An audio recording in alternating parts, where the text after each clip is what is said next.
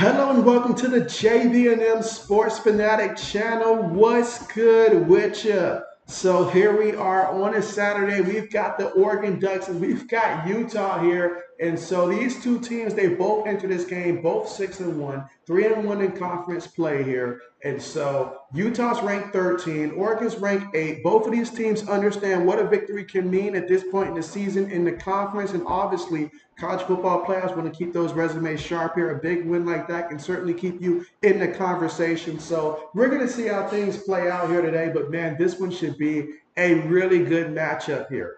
A really good matchup. Just awaiting kickoff to take place here shortly.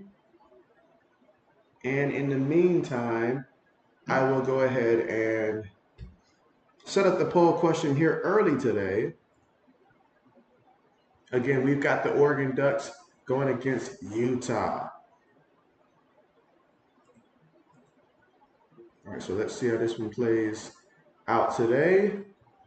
But again, setting up the poll question here.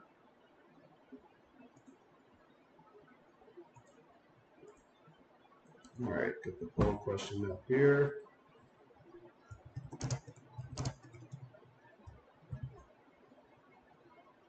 And again, this is Oregon versus Utah.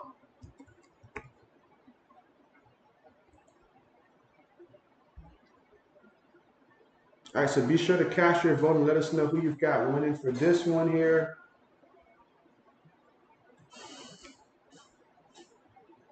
All right, and it seems that this game is already on the way, it looks like. But I'm just waiting about a minute or two before my TV, while I'm watching on YouTube TV, and they're not quite showing it live yet, but they will in about a minute or two. So do feel free to go ahead and cast your vote.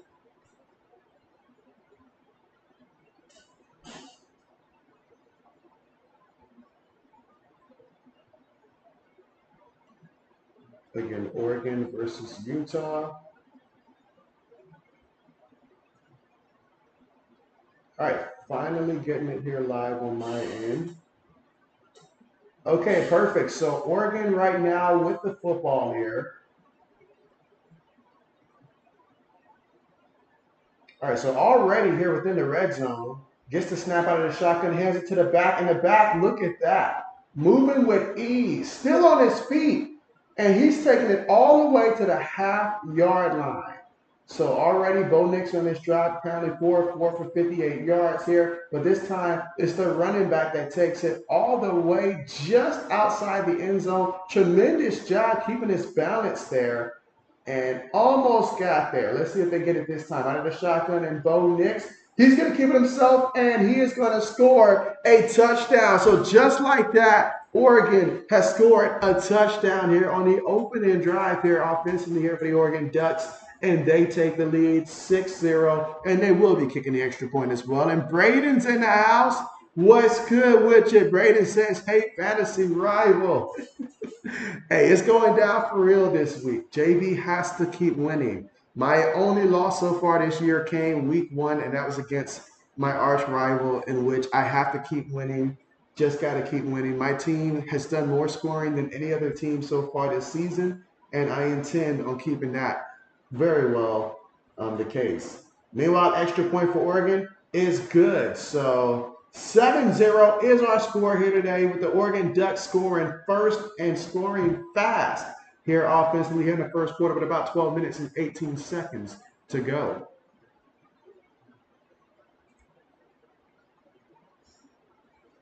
And so Braden says Ducks, and so you got the Ducks in this one? Let's see. Well, so far we've got 2 votes in both of them right now for Utah. And so Black Medicine, what's good with you?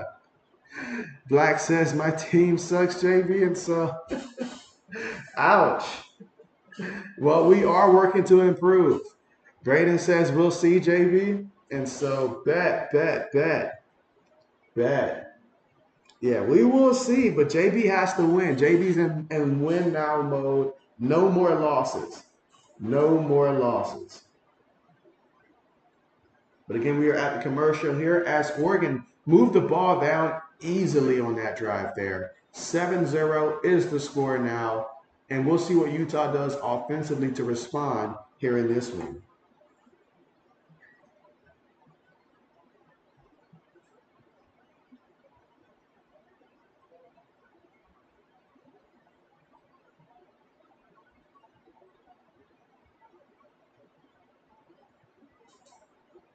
Oh yeah, but speaking of fantasy football, I mean, the season is going by so quick. It is going by so quick.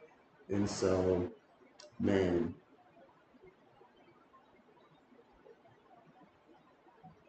I do see, Braden, that you got a lot of points from Gabe Davis um, last Thursday. So, yeah, Josh Allen just totally decided to just target this man. So, it was insane. I do hope that David Montgomery comes back. That will help. I wish Jerome Ford was good.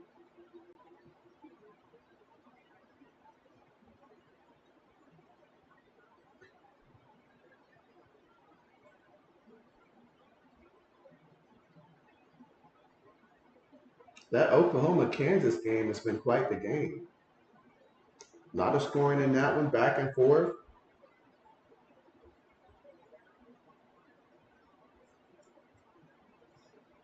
Braden says, "Yeah, Gabe Davis went off," and so yeah, I would not have thought that. I would not have thought that.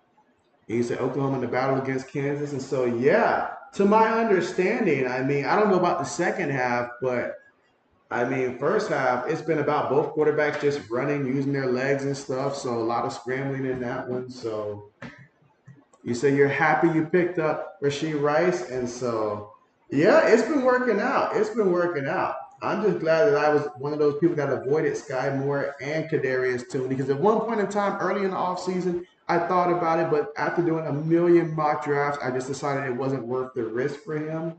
So glad that I followed my gut there. Meanwhile, kickoff and no return here. So we'll see what Utah does starting off on their own 25-yard line.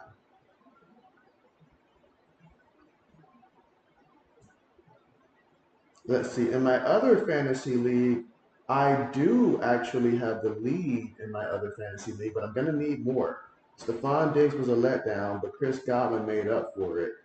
So I'm going to need something big from someone this week. And for Sam Howell to actually look like a decent quarterback this week. You say you traded away, Tony? All right, here goes Utah out of the shotgun, trips at the bottom of the formation. Receiver goes in motion. They're going to hand it to the back out of the shotgun, and he goes off the right guard and picks up about 5 yards on the carry, 4 or 5 yards there. And second down coming up. They say 2nd and 6 here from the Utah 29-yard line. And so now this Utah offense, how do they respond here?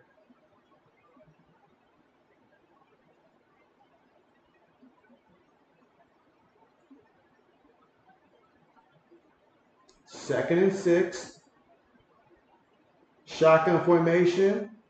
And they're going to feed it to the back again, and he's going to pick up about 2 yards on the carry, and that's going to make it 3rd down and 4 coming up from the Utah 31-yard line. Let's see, Black says Oklahoma is getting ready to choke away another season. I'm so used to saying Choklahoma, it almost feels like that's their actual name to me at this point. It's just one of those things that I just expect. 3rd and 4. Throws it, gets the completion, and he is moving all the way to about that 45-yard line.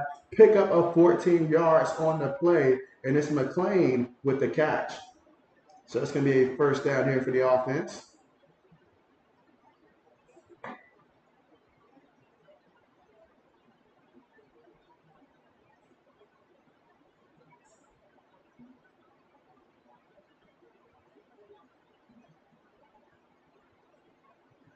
All right, here we go. 1st and 10 now at the 45-yard line here for Utah from your own 45. Play fake. Pass rushes there. He steps up. He throws it out of bounds to nobody in particular. 2nd down coming up. 2nd and 10. Again, Bison Barnes, quarterback here for Utah.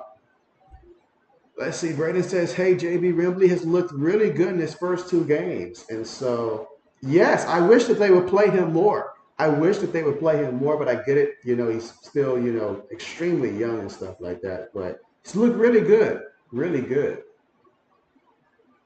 2nd and 10. Gets the snap out of the shotgun, throws it over the middle, gets the completion there, and that's going to be a pickup of about 6 yards in the play. 3rd down coming up.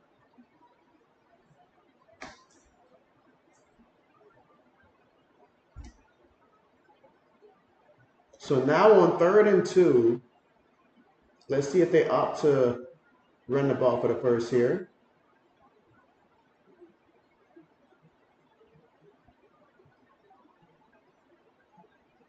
I was about to say, this is just the first quarter. I should not see guys breathing too hard now.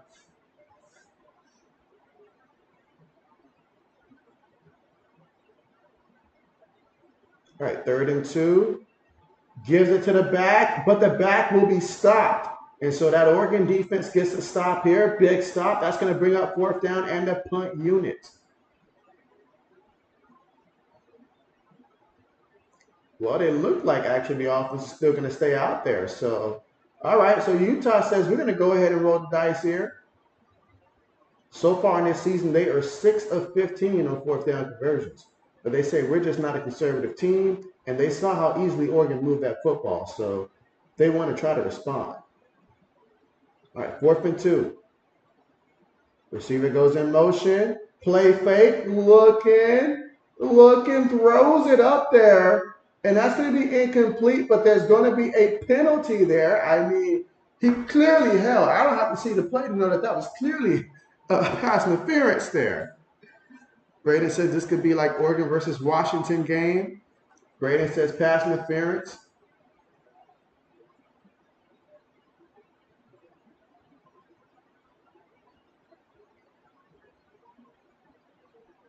Yep, I mean, oh, dude, all over him.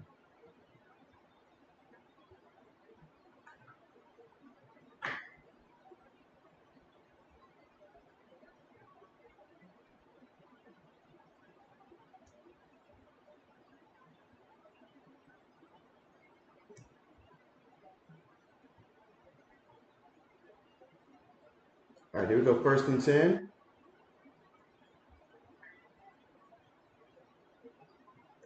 Oh, a flea flicker, throws it, and ooh, what a nice attempt. It's incomplete, but it was a nice attempt to throw that one. Still incomplete, though. As nice as it may have been.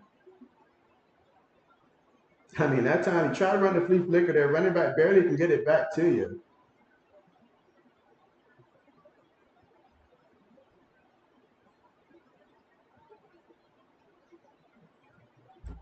All right, so here we go. We've got 2nd and 10 here.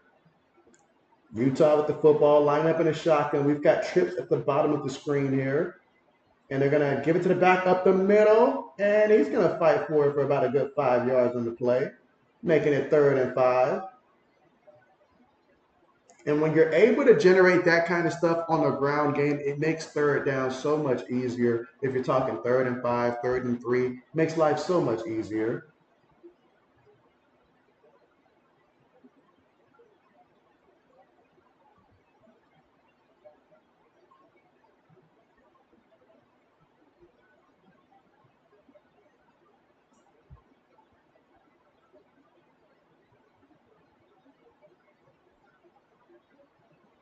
All right. Gives it up the middle. Well, actually keeps it up the middle himself there, but he's going to be shy of that 1st down mark. We got a 4th down coming up.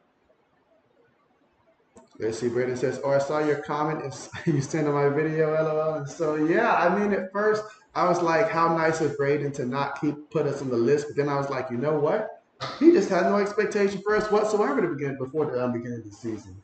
So I knew Minnesota was going to be up there. I'm surprised, though, because I would think that you already thought that Minnesota was going to be bad. All right, but 4th and 1. Changing the play. Out of the shotgun. Going to keep it himself. Can he get there? No, he can't. No, he can't. So Oregon this time gets the stop here on 4th down. here in the first quarter with 7 minutes and 28 seconds to go.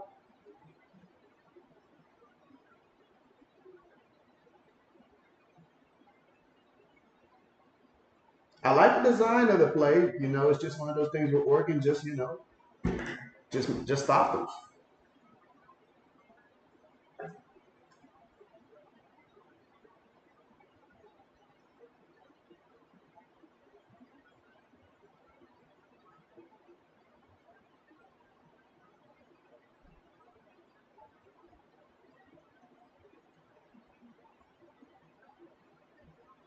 Okay, let's see. What does JB need to happen? Well, I see that Florida is up 7-0 right now against UGA. This Florida UGA was my second choice. If it was not for this Oregon and Utah game, I think I would have streamed that game there. I felt like it was going to be an interesting game today. But hey, Graham Mertz out here throwing already for a ton of yards. JB took the over on him, so JB's hoping that he does me a solid year. Absolutely. But yeah, JB's liking what he's seeing so far.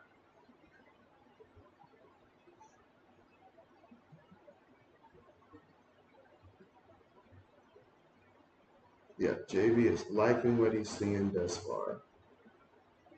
Graydon says that he hopes Florida wins. And so, hey, we like upsets now. Lewis will not be happy that you said that now. He will not be happy that you said that. Nor would he be happy that Utah is losing right now.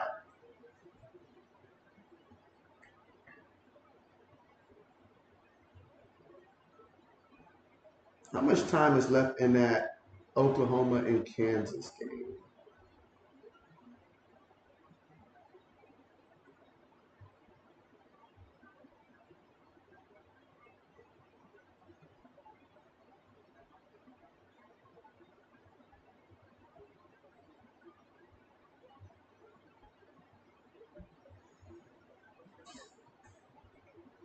All right, again, we are at the commercial here.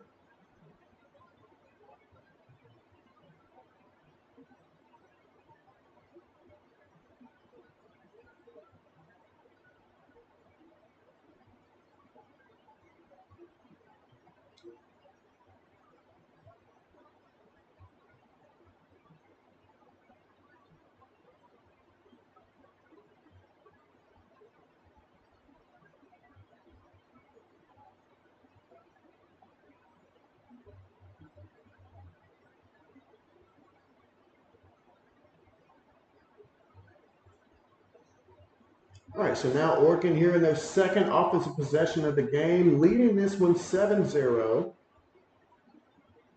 Gives it to the back, and he's going to wait the ball. Wow, wow! How did he get the ball? Show me the replay. Big Tafuna with the ball. How did that happen? Yeah, show me a replay here. Well, it's 2nd and 8 here, so they're saying the ball stays to the offense. I just want to see a replay. What exactly happened there? So he came in there and ooh, I mean, he may have taken that ball away, honestly. I mean, looking at the replay, I think that ball's out of there. I think that ball is out of there by the time he gets, but by the time he gets down. Now, yes, he still has a hand on the ball, but that ball is clearly gone. So this is going to go under official review because clearly, to me, it looked like the ball was in possession of the defender on that play. But that's what instant replay is for, so we're going to see what happened. Braden says he literally took it away from him. That's right. Took it away from him. Took that man lunch money. That's what he did. I mean, there are a ton of good games currently on right now.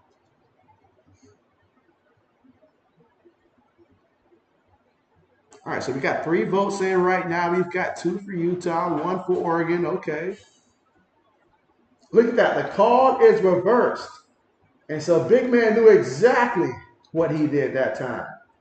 So now, after the turnover here, which is just the 2nd turnover this season here, wow, that's impressive. But after that turnover, we'll see what Utah can do here. And can they go ahead and get a score and perhaps tie this thing up?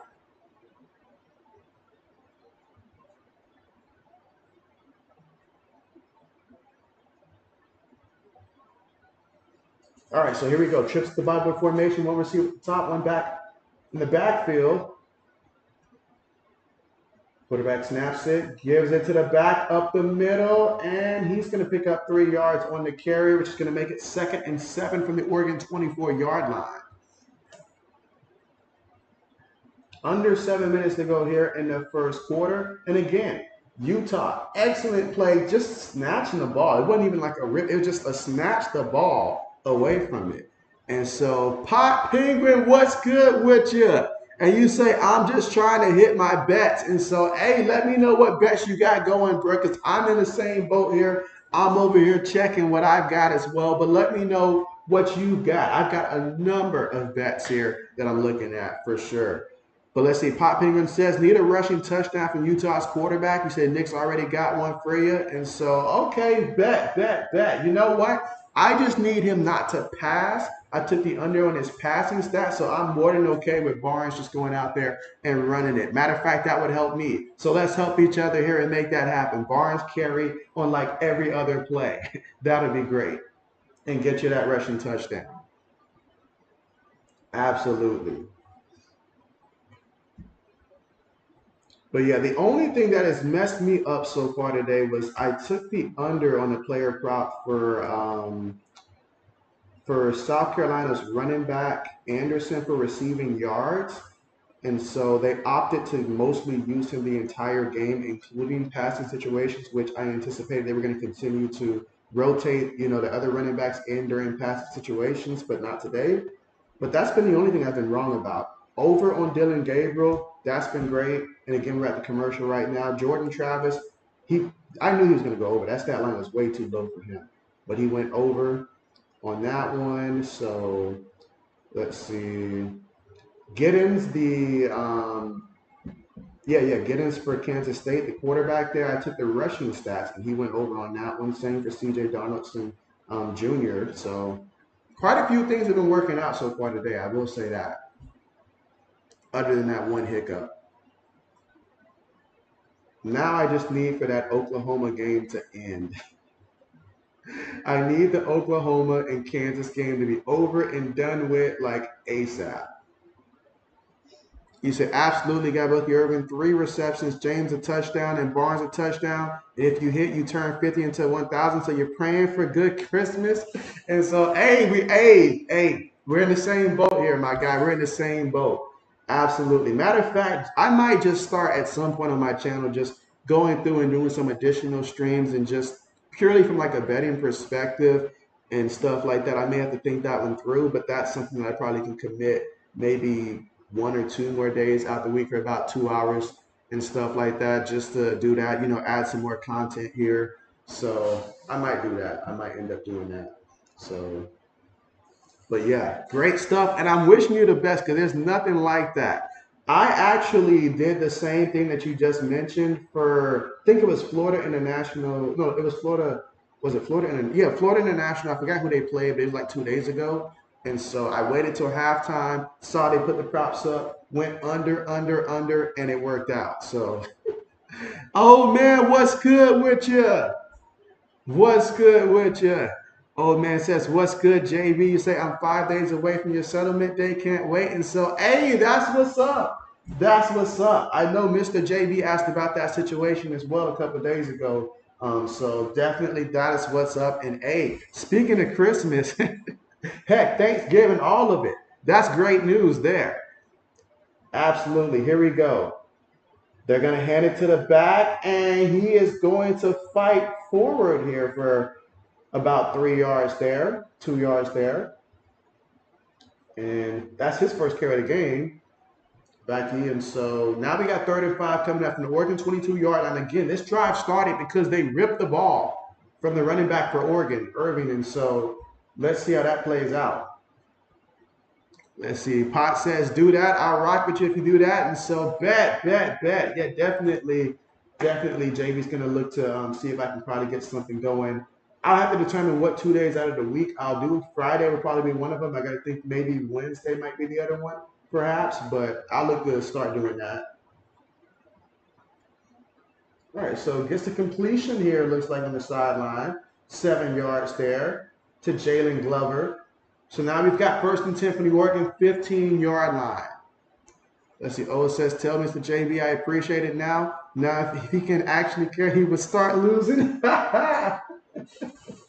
Hey, I was looking the other day because like he's the only team in our fantasy league that's undefeated and all like that still. Then my team has one loss, and then after that, there's a couple people with two losses.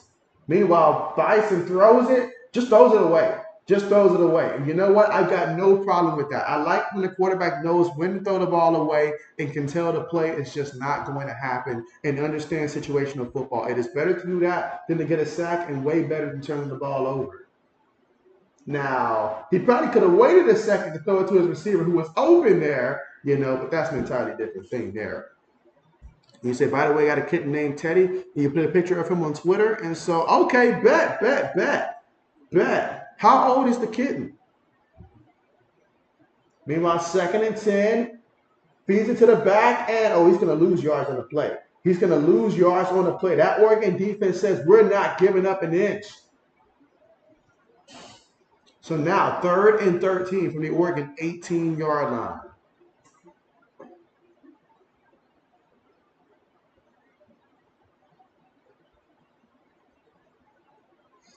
Meanwhile, I'm continuing to watch the Duke and Louisville game because I took the under at 48. So if that game stays under 48, that would be the last one of my parlay that I need to get completed because South Carolina and Texas A&M stayed up under 54. I was so thankful to that. And plus earlier, the 49ers and Vikings, they stayed under as well. So this is the final one. And so far, it's off to a pretty good start there. I hope the defense just continues to take over for both of those teams. Braden says, nice old man. You say 10 weeks and you have to wait a couple more before you can bring him home. And so, okay, 10 weeks. Wow, that's fantastic there.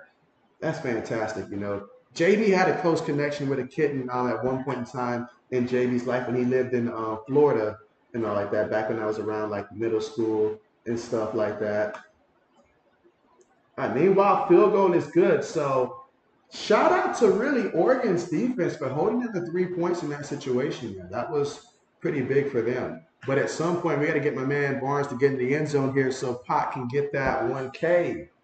Absolutely. But yeah, this can be a game changer. This can be a game changer for sure.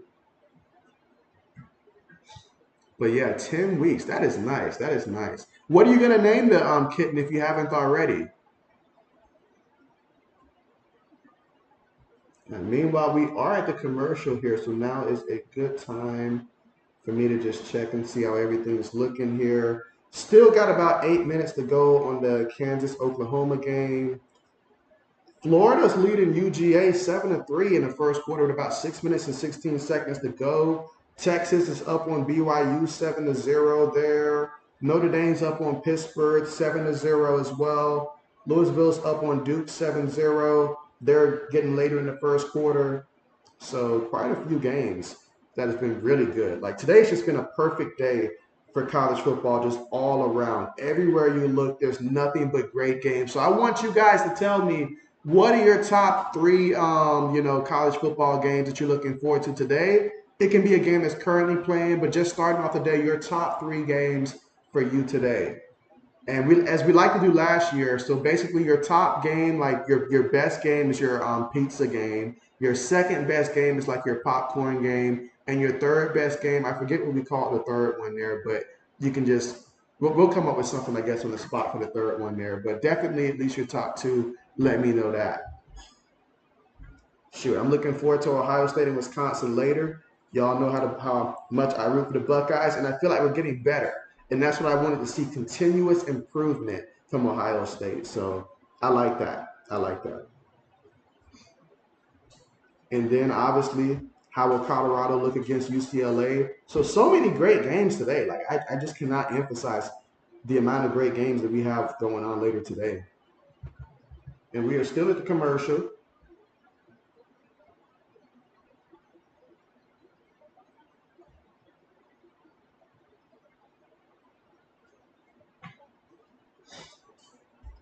Let's say I'm going to keep him.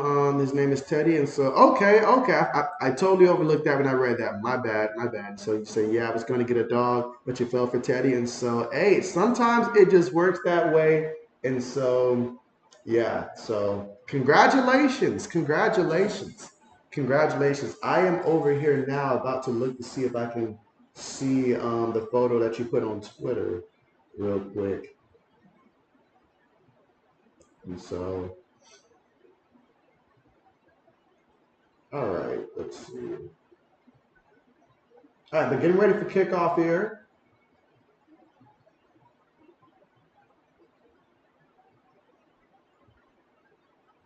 All right, so no return, so they'll take her from their own 25-yard line. And so I see Teddy here on Twitter. Okay, bet. Okay, nice. And great picture too. Great picture. Absolutely. All right, so let's see how Oregon does here. And again, first drive, they scored a touchdown. Second drive, they fumbled it away. Let's see what the third drive has in store as they lead this one 7-3 here in the first quarter with 3 minutes and 45 seconds to go. They get the snap. And this time, Bo Nix is going to keep it, and he picks up about 4 yards on the carry. Second down coming up.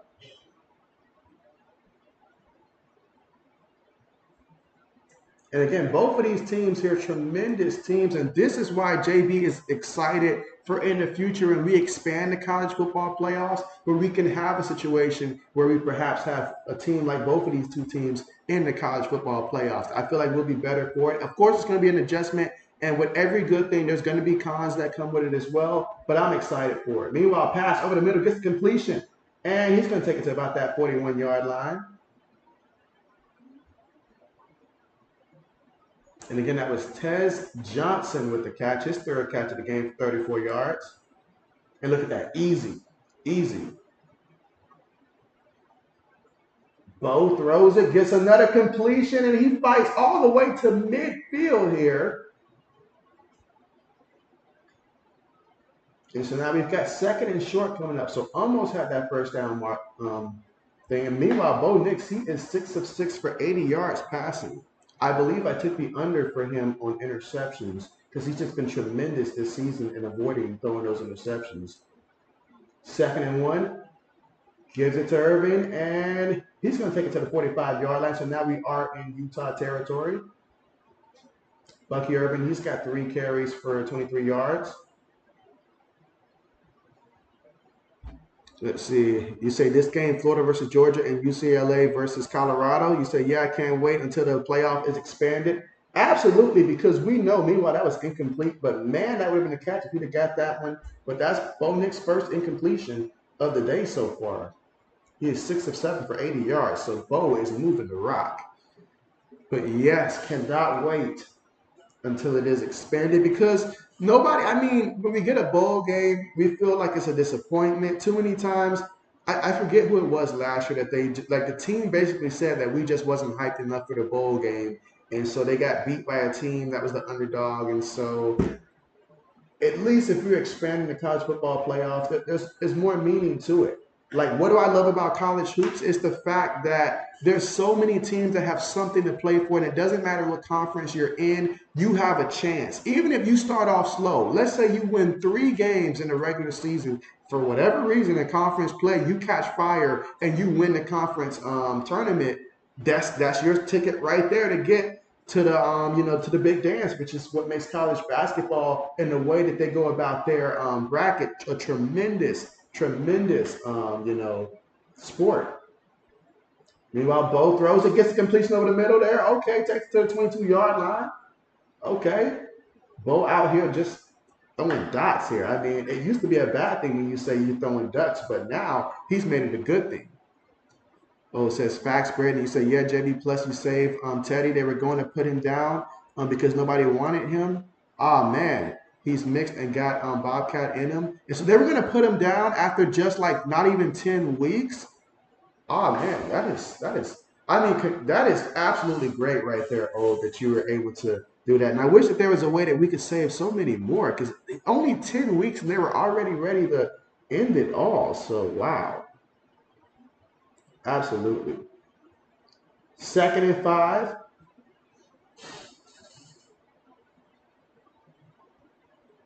Again, 30 seconds remaining here in the first quarter. Bo Nix making adjustments here. Oregon's up 7-3. Bo gets it. Bo throws it. And oh, look at that. And that's going to be a touchdown. The defense just basically didn't even try towards the end there. That's a touchdown to Jordan James. And when you got Jordan and James in your name, you better be good because you're combining two legendary names there, Jordan James, JJ. Let's see. Braden says completely agree, JB, an awesome old man, and Florida's up 7-3.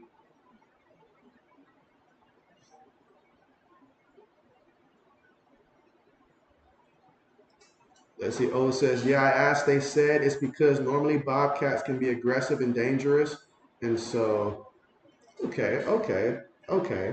And so, but you said basically it's like you went looking for a dog, but it chose you. And sometimes that's how it works. You just go there looking for something, but something else just chooses you. So definitely keep us updated, on just how the relationship continues to grow. And then when you're able to bring them home, all of that, all of that.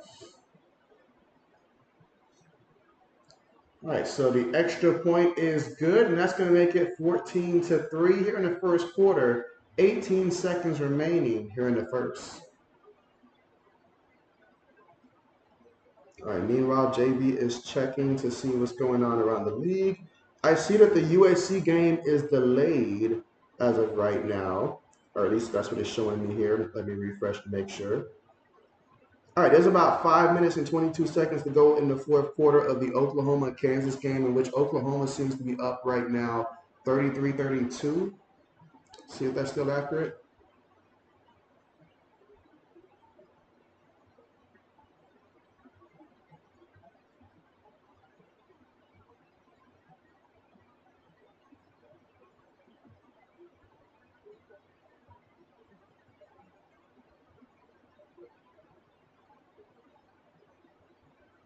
All right, so JB's just over here tracking that game, just tracking it.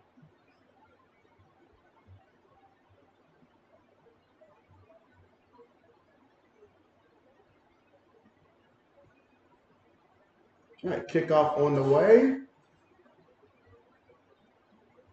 and no return here.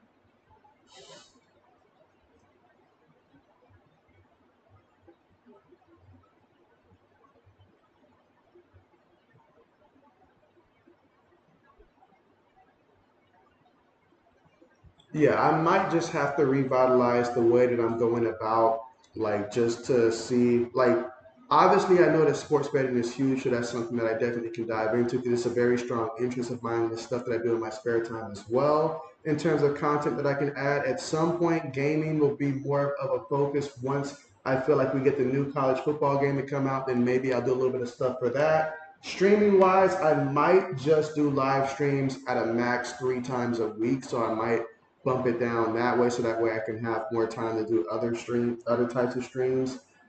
But yeah, JB is thinking about changes that need to happen here on the streams to continue to grow and eventually get to that 3K mark. But that's the end of the first quarter with our score right now. Oregon 14, Utah 3. And somebody let JB know when the Oklahoma game concludes. Let me know when that game concludes here, as JB has a lot riding on that game also. So let me know when that game concludes. But man, Gabriel's just been owning it. Like he's just out here just running today.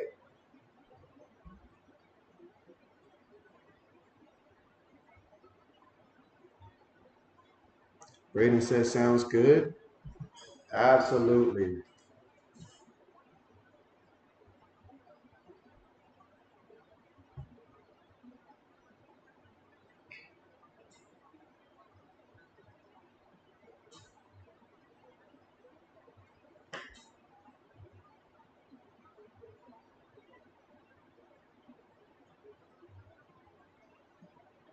All right, meanwhile, we are here at the commercial.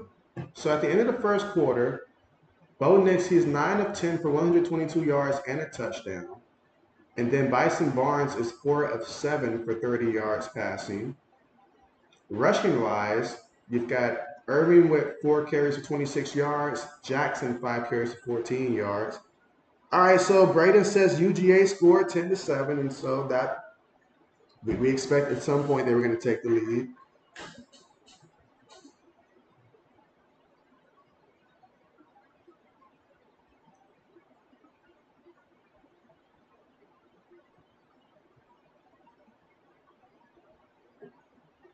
Somebody update JB on the specifics about the James Harden situation. JB been so busy lately. I heard of it, but I did not check the very fine details of it. But what's going on with James Harden in Philadelphia right now? Like, anybody got like the little details that JB might have overlooked over the last couple of days? Because I just have not. I just did not dive into the situation. I heard it though, but I was like, yeah, let me ask and see what's going on.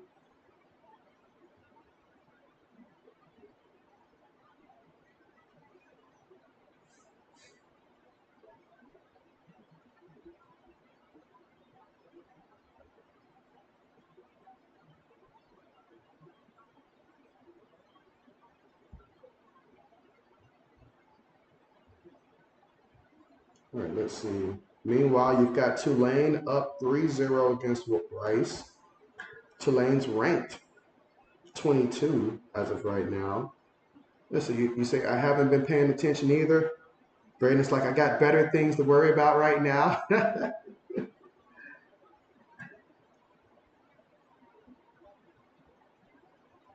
I missed the opportunity to see Milwaukee play, to see how Dame looked, with Giannis. I didn't get to see that one either. So JB just hadn't been able to really check it out yet. But certainly, I'm looking forward to the next opportunity to do just that.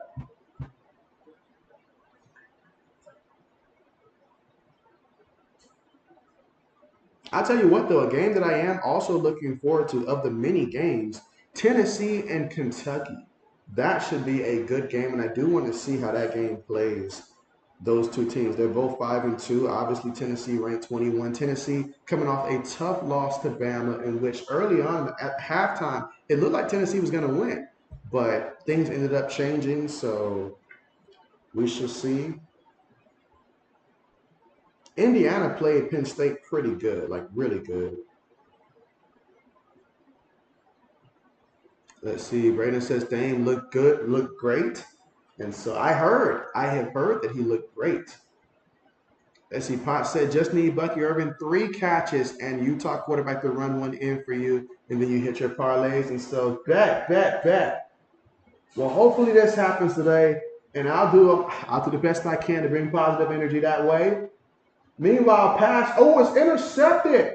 He just threw an interception. This is not what we discussed here. He just threw an interception. Wow. And so if Barnes keeps playing like that, he's gonna be working at Barnes and Noble at some point. This is just bad. Threw an interception to Johnson there. Wow. So he's 4 of 8 for 30 yards, 0 touchdowns, 1 interception, and that's bad. You just put this defense in a tough situation here, knowing how good Oregon is offensively, and you just gifted them the football at the Utah 30-yard line. Insane. But I'm hoping that Bo starts throwing some passes to Irving here, get a couple, quick screens in there.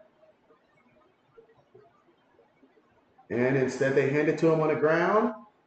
And he is going to pick up about 7 yards on the play. So now we got 2nd and 3 coming up at the Utah 23-yard line.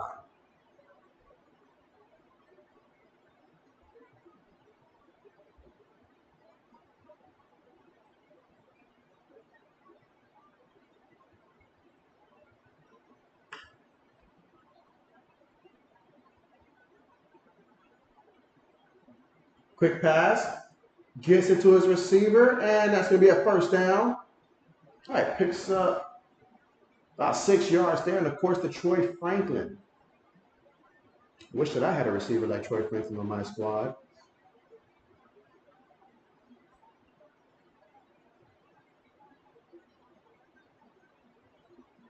Yeah, I need that Oklahoma game to end right now. All right, we got 1st and 10.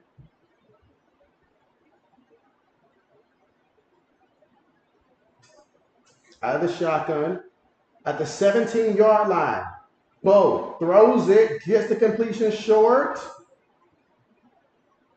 All right, excellent job there. Picked up 5 yards on the play. And of course, that's one catch right there. Okay. So now we need to get you 2 more catches here. We need to get you 2 more, Pop. 2 more. But he got that first one there for 5 yards. All right, 2nd and 5 here from the Utah 12. I hope he does it again. Just throw it to the back again.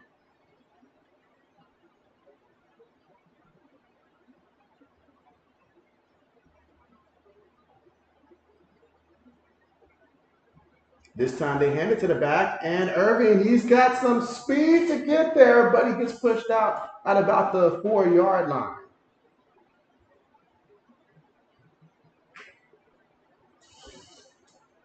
He's got 6 carries for 42 yards in this one.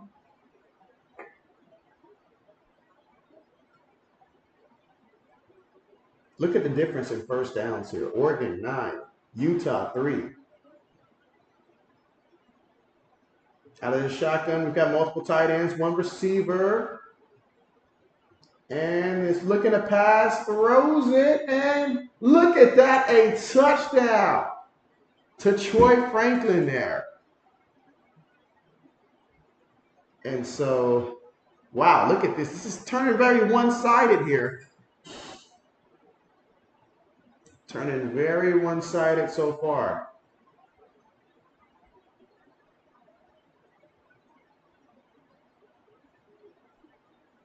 Excellent job by Bo, because the defender was in the air, so he kept his cool, stepped up, eluded him, and still threw the ball to his guy. Very impressive. I mean, wow. Tremendous talent. Meanwhile, all right, extra point is good. Extra point is good. Pot says, I think I have a touchdown for him on a different slip, so I wouldn't be mad if he got a rushing touchdown at all. And so, okay, you say at work, so your play-by-play is perfect right now. And so, gotcha. Okay. But yeah, so got the touchdown there, got the extra point. So 21-3 should be the score. Or just waiting on them to update that last extra point there.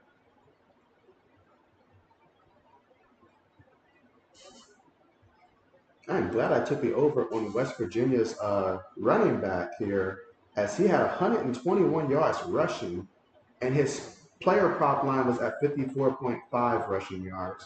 So that was clutch. This weekend I was on it. Only 1 mistake made this weekend, and I should have avoided that South Carolina running back. All right, well, we're here in the second quarter. Again, second quarter right now, 11 minutes and 54 seconds to go here in the second. Score right now, Oregon 20, Utah 3. And we're waiting to get back from the commercial.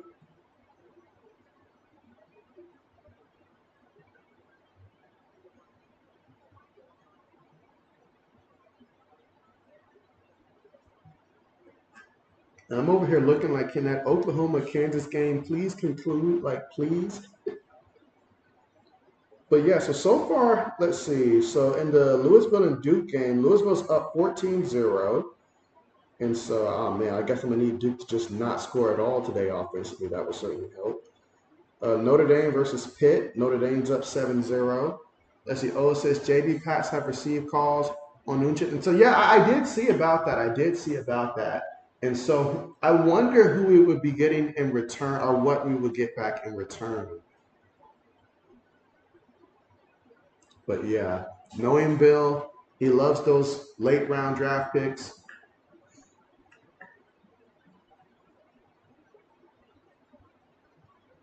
All right, let's see.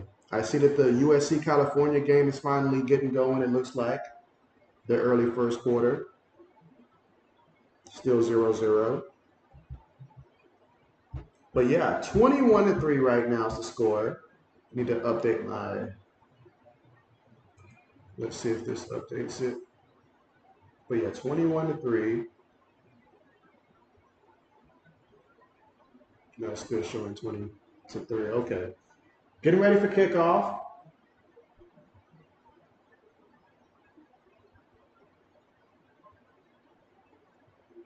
Up, and before they can get the kickoff on the way, the ball fell, so they'll have to line up again. Oregon is a really good team to me. They are screaming to me college football playoff team. It's just I don't know if we have enough spots available since they've already lost, but obviously long season, so they'll need a couple things to happen. But they are screaming to me college football playoff caliber team because their defense, is good enough. Their offense tremendous. Kickoff on the way. All right, no return.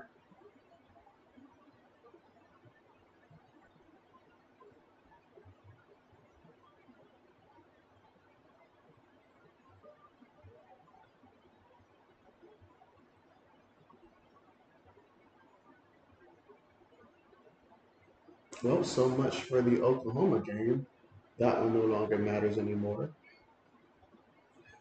Oh, it says at most I can see at most it's a late third round pick at most. Okay, and at worst a fifth round pick, you say? I can see that. Meanwhile, they feed it. Actually, the quarterback's going to keep it himself here and run it, and he's going to lose some yards on the play.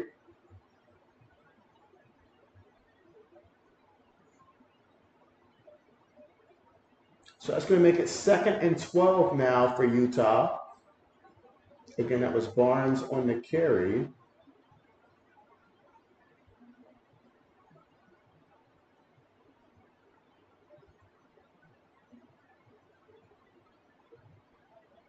All right, 2nd and 12 out of the shotgun. Throws it, gets the completion. Brought down by his foot there, and that's going to be a pickup of call it about 4 yards there. 3rd down coming up.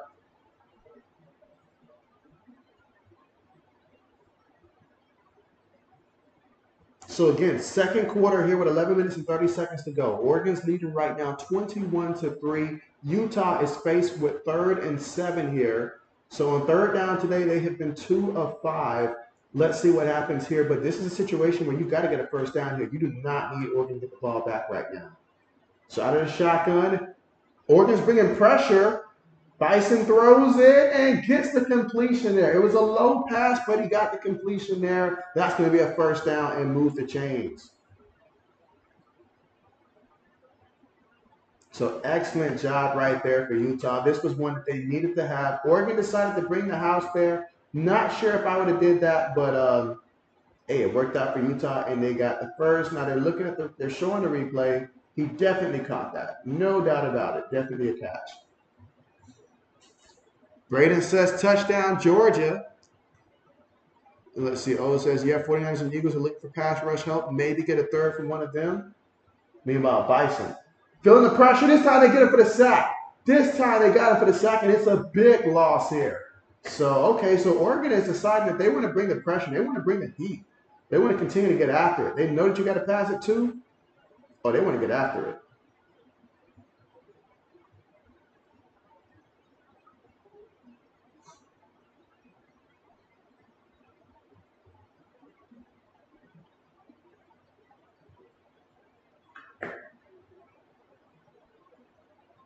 All right, so 2nd and 21 now. Under 10 minutes to go here in the second quarter. Oregon's up 21-3. Look at the look on this guy's face. He's sad. He's devastated. He wants to cry right now. Throws it incomplete. Incomplete. 3rd and 21 coming up.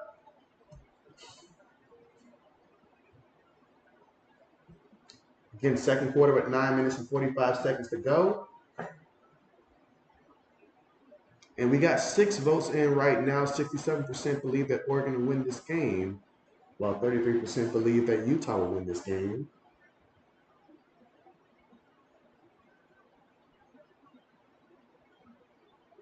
Receiver goes in motion.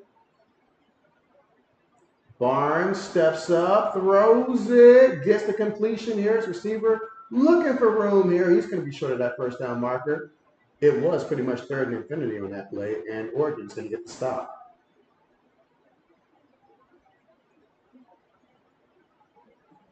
All right, so at some point, if Utah's going to find a way to get back in this game, their defense is going to have to get some stops here, and this offense is going to have to sustain drives. But right now, the punt unit is coming out here for Utah because it is 4th and 10. Punts on the way.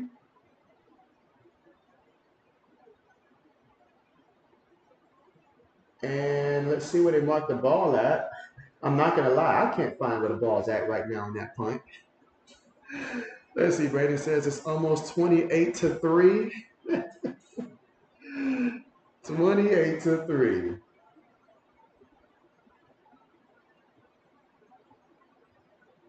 All right, so looking at some of the things that JB still needs to happen later on today, just for my own, parlays, I've got Jacob Cowing hitting the over at 71.5. So I need to get to 72 yards. He's for the receiver for Arizona, in which I feel like he should at least get to 75, 77. He gets the targets roughly over 10 targets a game. Generally, these are about the yardage he gets. And in this matchup, I feel like he will get it. And so, but yeah, I'm feeling really good about most of my picks, except for the fact that Oklahoma game is staying on for too long, so therefore ruined that one for me. Thanks a lot. I'm feeling pretty confident though. There's a lot of good things here happening. I need Taj Davis to start getting some catches though for California. USC's up 10-0.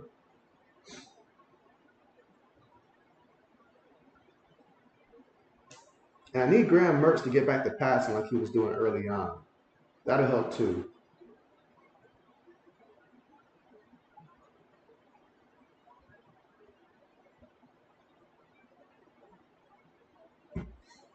Braden says Kansas is about to pull off the upset. And so, Black Medicine's going to like that. He's going to like that. He's ready to start calling them Choklahoma. Again, we are at the commercial here.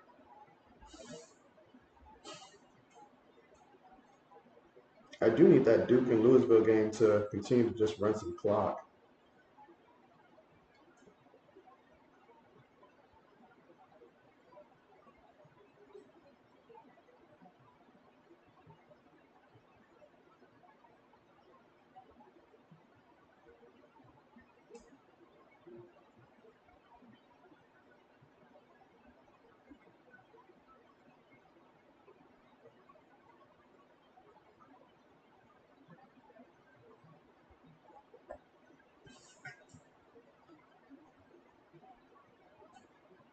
But man, a loss there for Oklahoma would be huge.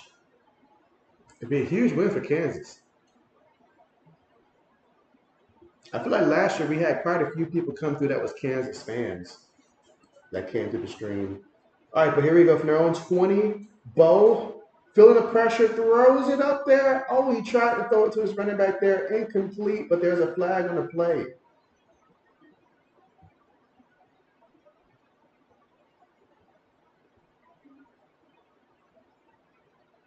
So they call holding there on the offense. That's going to back them up. Right now, Utah can use all the help that they can get right now.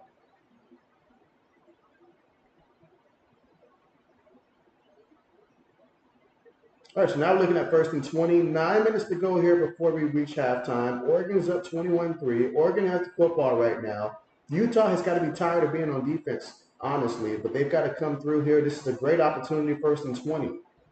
They hand it to the back. And so Irving, he's going to pick up about 10 yards in that carry alone. That's going to make it 2nd and 10. So just like that, we're back to 2nd and 10. He actually picked up 11 yards. So looking at 2nd and 9. Again, Bo Nix, 12 of 13, 136 yards passing, 2 touchdowns.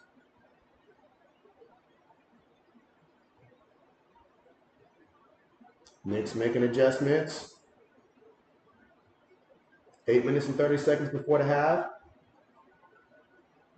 From their own 21-yard line, gets the snap, throws it, and it's completed there to Jordan James out the backfield. His 2nd catch. He's got 2 catches for 21 yards. Again, that was Jordan James, the running back with the catch that time.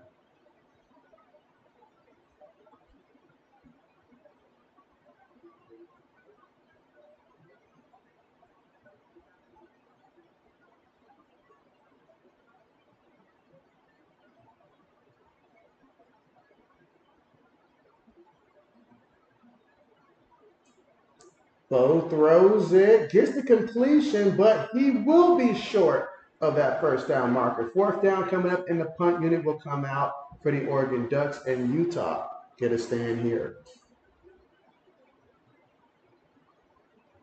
So they'll be punting from their own 27-yard line.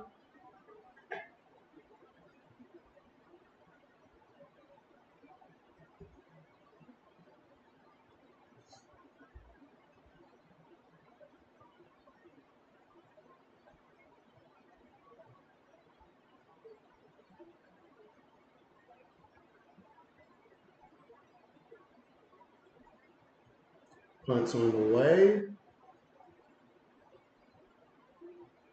Fair caught at his own 25-yard line, so that's where Utah will take over here, trailing 21-3 here in the second quarter with under 7 minutes to go. And we just hit the commercial.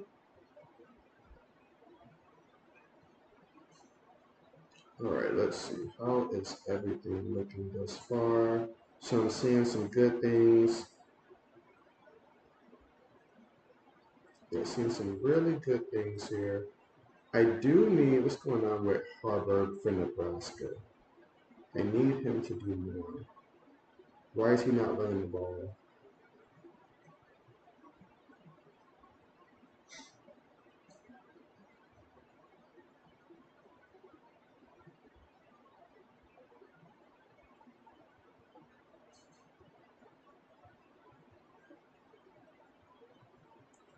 Right. But again, we are currently right now here at the commercial.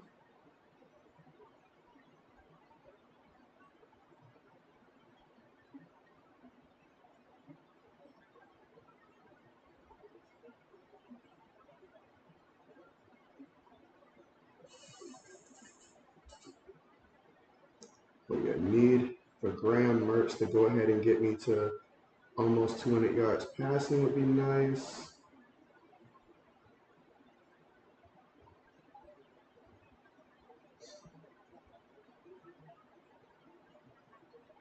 Looks like Caleb Williams is doing what he's supposed to do. As long as that continues, it should be good.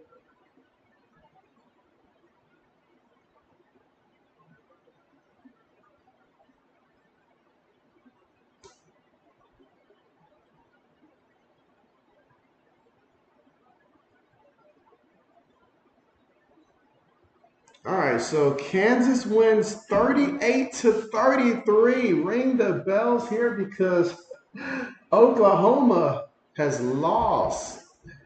I mean, but this year's Oklahoma team, JB did like actually. But man, that's a heartbreaker there. If you're an Oklahoma fan, that's a heartbreaking loss right there. 38-33. Wow.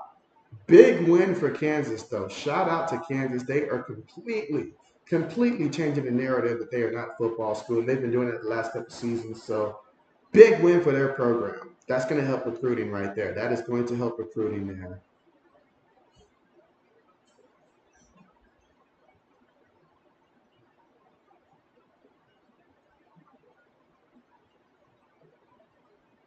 All right, so let me ask you guys this quick question, all right? If you were an athletic director and they told you you can be an AD at any school that you wanted to be, obviously Division One, and so, but here's the catch.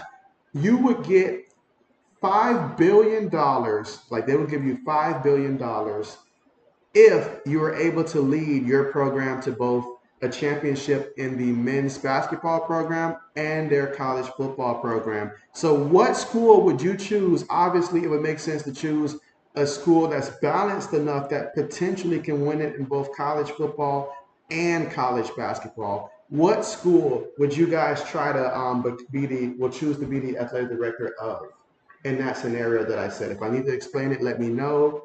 But again, you're the AD. If you get this right, it's basically like you win $5 billion. So what school would you choose to be the AD of to where you can realistically lead both their college football program and college hoops program, perhaps to a title? It's got to both happen in the same year.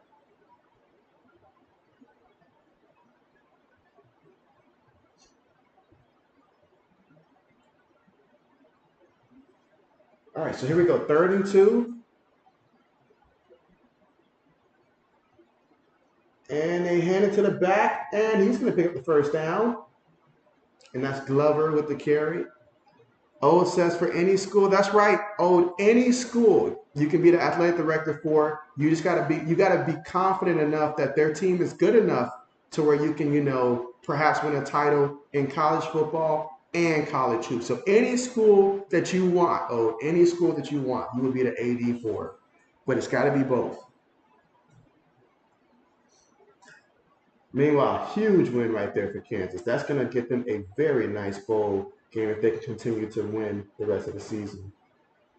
All right, 1st and 10. Barnes up under center. Play fake. Barnes looking, throws that one away. Multiple flags on the play here. And this one may be holding. All right, so Braden has made his choice. And he says he would select Tennessee. Very interesting there, Tennessee. Very interesting. I mean, Tennessee, I feel like basketball program wise, I'm confident we'd be able to maybe get to the Sweet 16, I would think. Now, for college football, now obviously, like we would assume, like we'll just say for next season, all right? So basically, 'cause we already know how things are going this year, but that's actually not bad. Actually, not bad. I might actually would have to consider, hmm, I mean, I feel like Oregon does a great job when it comes to college hoops as well, in terms of just being a major player towards the end. And then you have their football program, obviously, as well. So that could be a good potential choice as well. Oh, it says Ohio State Buckeyes because for that amount of money, I'm doing everything, including cheating.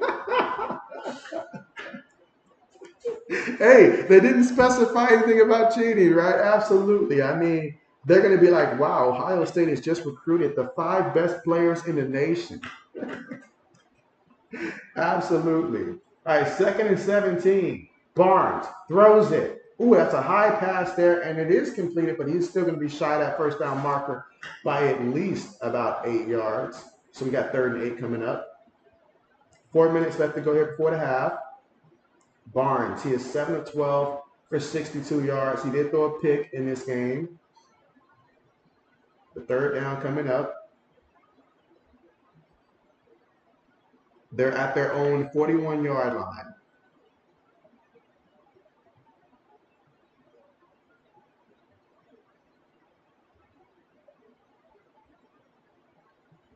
Looking, avoiding the rush. He's for the run, and I'm happy that he slid on that play because that would have been a nasty hit had he taken that hit. And so 4th down coming up, 4th and 5. Barnes picked up 3 yards on the run. He's got 6 carries for -2 yards. And in case you're not familiar, the difference between NFL and college sacks count as negative rushing yards for you. Oh, it is admitted, with that kind of money on the line, he is going to be cheating left and right.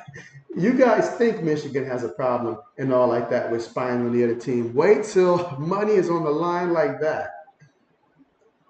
Meanwhile, all right, about that 10-yard line. As the old says, like the OG says, if you're not cheating, you're not trying. Brandon says, I think old man might be referring to a different school with that answer. And so, hey, I mean, oh man, like that would have to be such a good, such an important thing because I would be like, all right, so can we at least give it 4 years? Within the 4 years, to come up with a, at least one year where we win it in both football and basketball.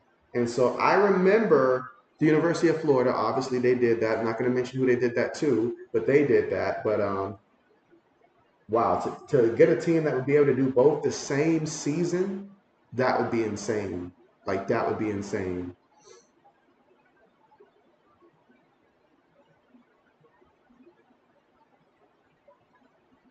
And again, we are at the commercial now. But when we come back, it'll be the Oregon Ducks with the football, and they'll be taking over from their own 10-yard line. Under 3 minutes to go here before we reach halftime. Oregon up 21-3.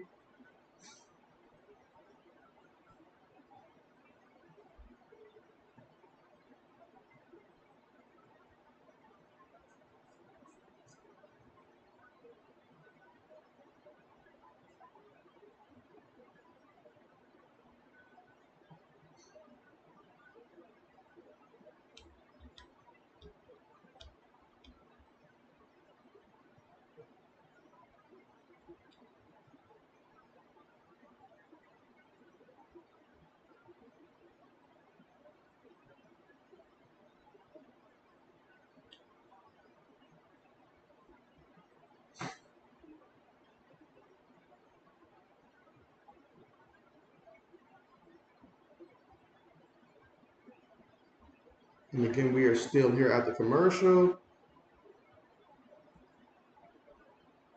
All right, so JB needs to check and see what is going on here.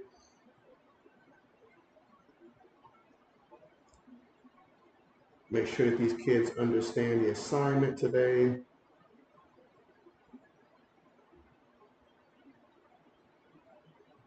All right, Graham Mertz, I'm gonna need you to start passing that ball like more.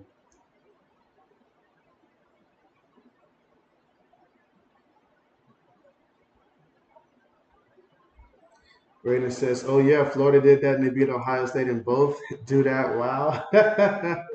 Well, Braden, if we can go back in time, then I think we would have our answer. But we can't go back in time, so we got to think about the future and not history. All right. Thank you so much for mentioning that. We really appreciate that, Braden. All right, 2 minutes and 51 seconds to go here from our own 10. And they hand it to the back, and he is going to pick up 4 yards on the play. Second down coming up. And again, that was Jordan James with the carry, his second carry of the game for 15 yards total.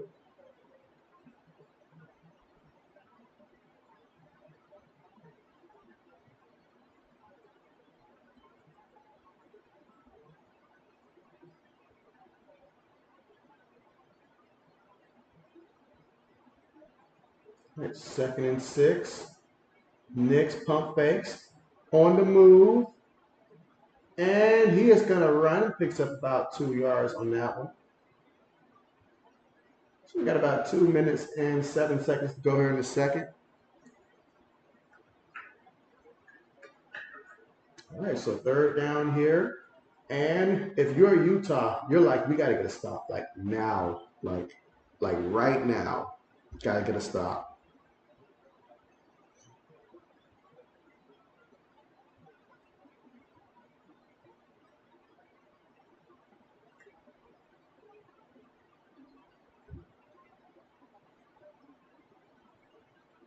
Throws it and, ooh, almost intercepted there, but that's incomplete. JB's thankful that was not picked off. All right, but 4th down coming up, 4th and 5 with 1:33 to go here before the half. Braden says, I like college sports history. That's why I'm bringing it up. Really now, is that the case? I will keep that in mind. He's just speaking of Florida, they're getting destroyed by Georgia now 26-7. And so, well, at least Florida got to enjoy a lead temporarily.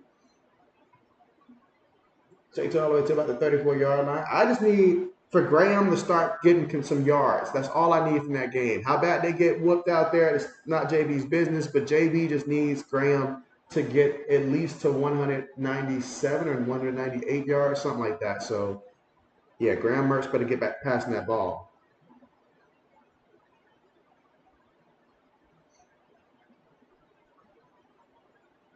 If it says Utah is not trailed by 18 plus at home, oh man, that's a good ways.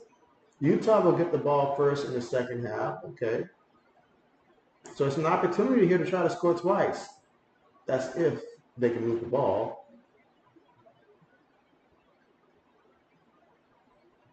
Gets the snap. Throws it. Gets the completion there. And that's going to be a pickup of 4 yards to Money Parks.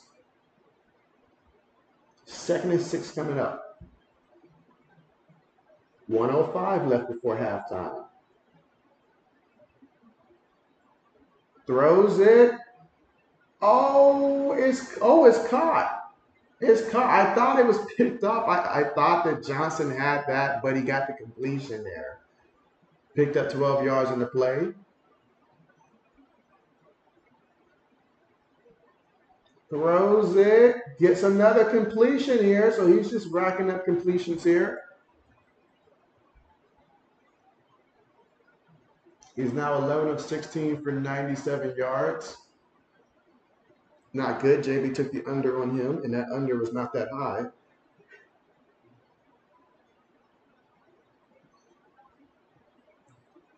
First and 10, looking, throws it, and he's going to get the completion once again.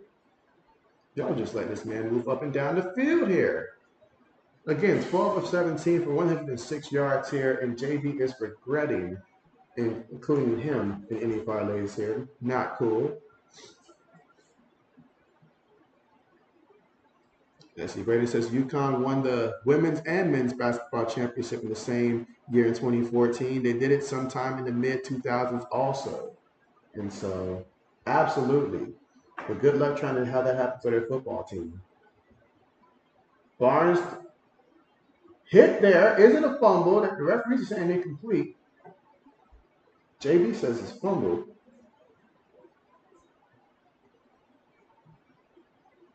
22 seconds left.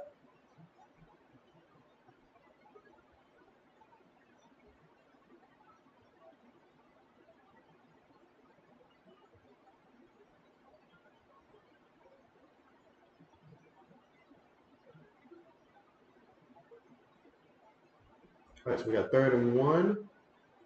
And, oh, they tried to give to the back who slipped on the play.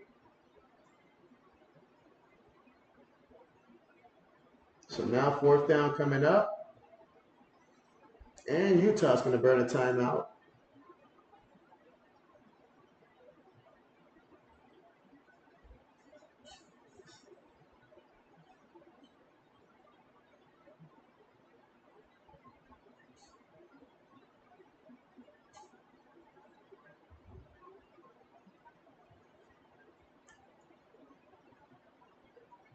Again, 19 seconds here before halftime, with Oregon leading right now 21-3.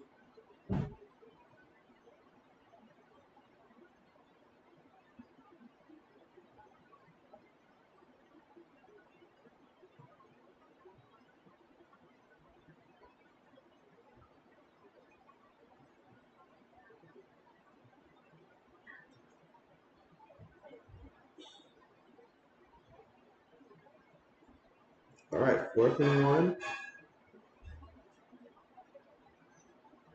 All right, so gonna roll the dice here, and if this doesn't work, it's gonna cost you 3 points here.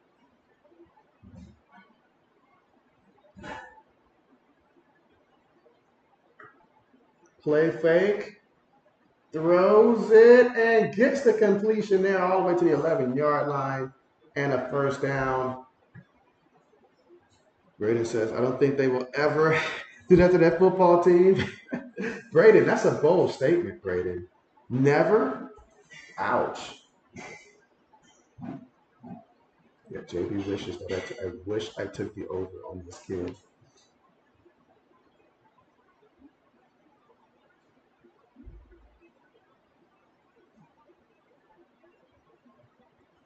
All right, Barnes up under center.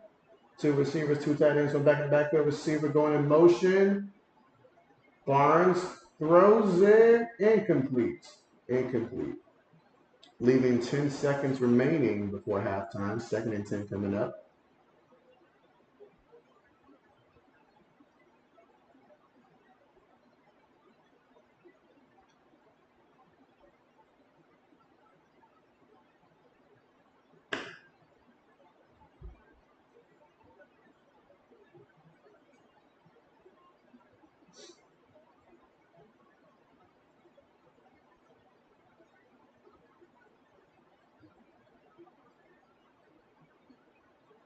And pressure's coming, and Barnes just throws that one away.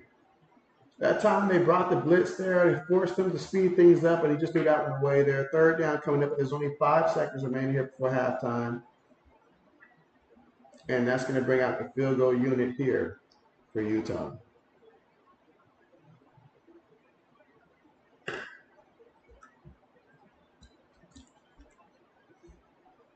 All right, so looks like that's going to, Barnes is definitely going over today. Meanwhile, Graham is struggling decisively, it seems like now.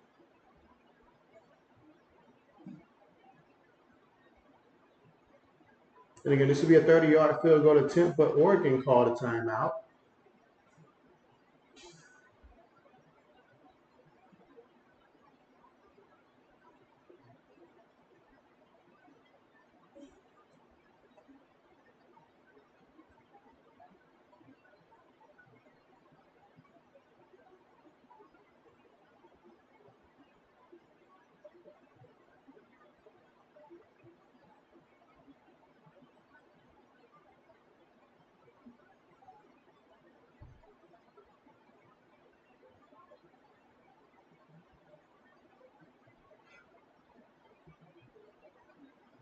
All right, so here goes a 30-yard field goal attempt.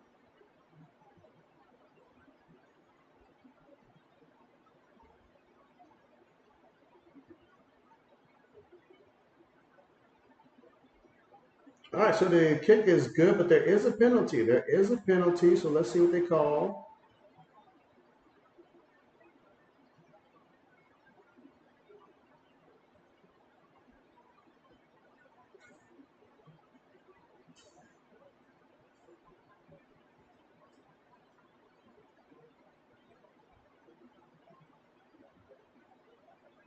All right, so the kick is going to be good, and that's going to take us to halftime. So 21-6 currently right now to score at halftime with Oregon leading this one. And so Utah was able to move it there before the end. So we'll see in the second half if they continue to be able to pass the ball and move it that way.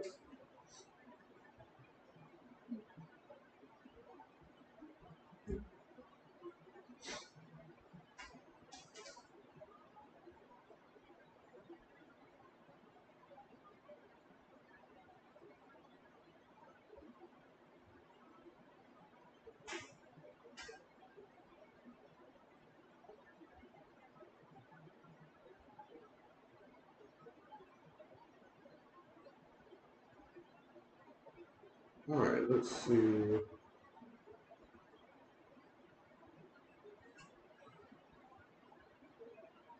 And again, we are right now at the half with Oregon leading 21-6.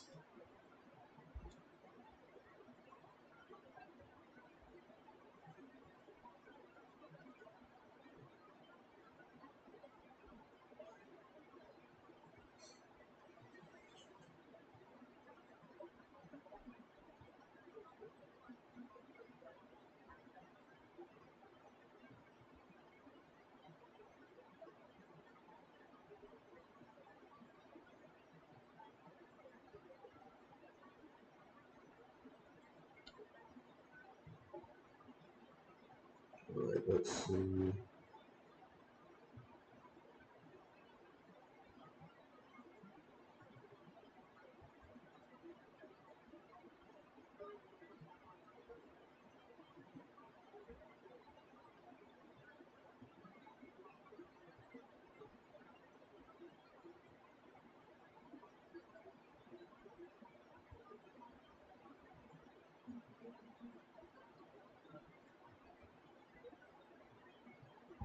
All right.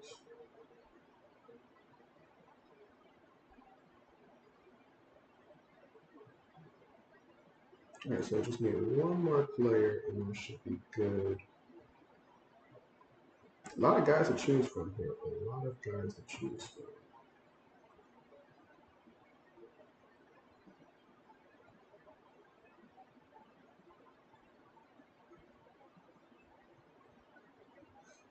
All right, just one more. Who's going to be that lucky player to bring JB good luck and good fortune here? Who is the last one to do it?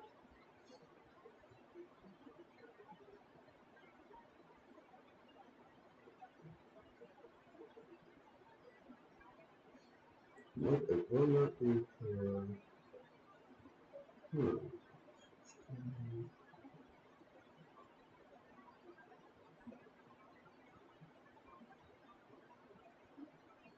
I guess that's what I'll do. I don't know. That's tough. That's tough. That's tough.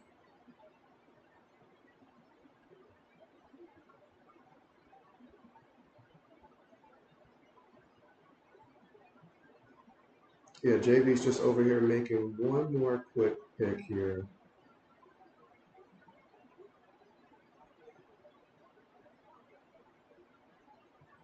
But they actually need him.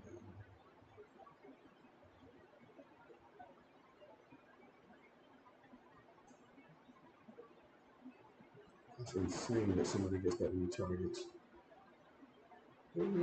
Sure, why not? Why not?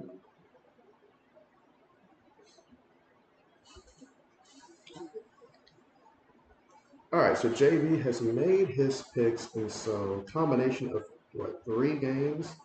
So hopefully this works out for JB. Hopefully this works out for JB.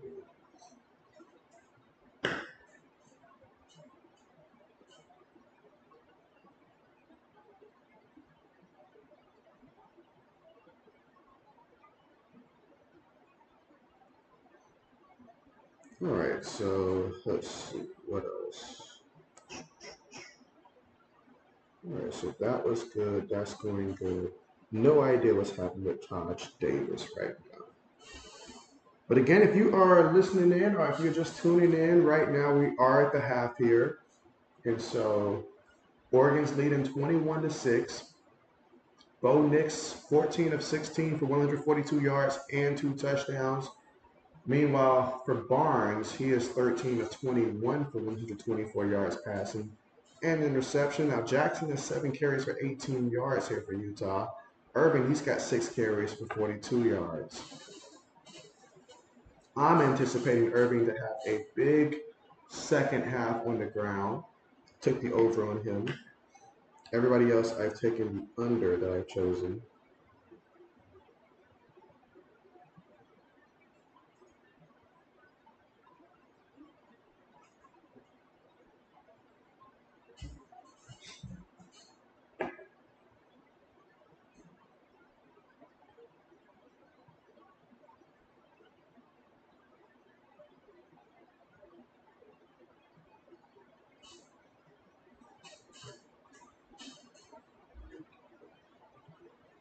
Man, Braden, they've got me over here thinking, Braden, like, how cool would it be to, like, if only they still had college hoops. Like, it would be like so cool have college hoops and college football back.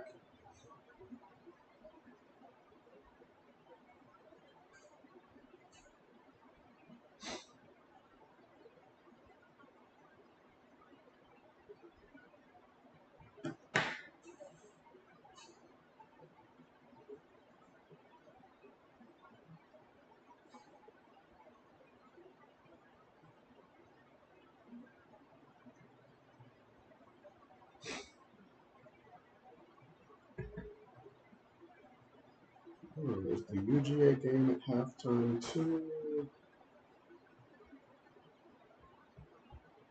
Nope.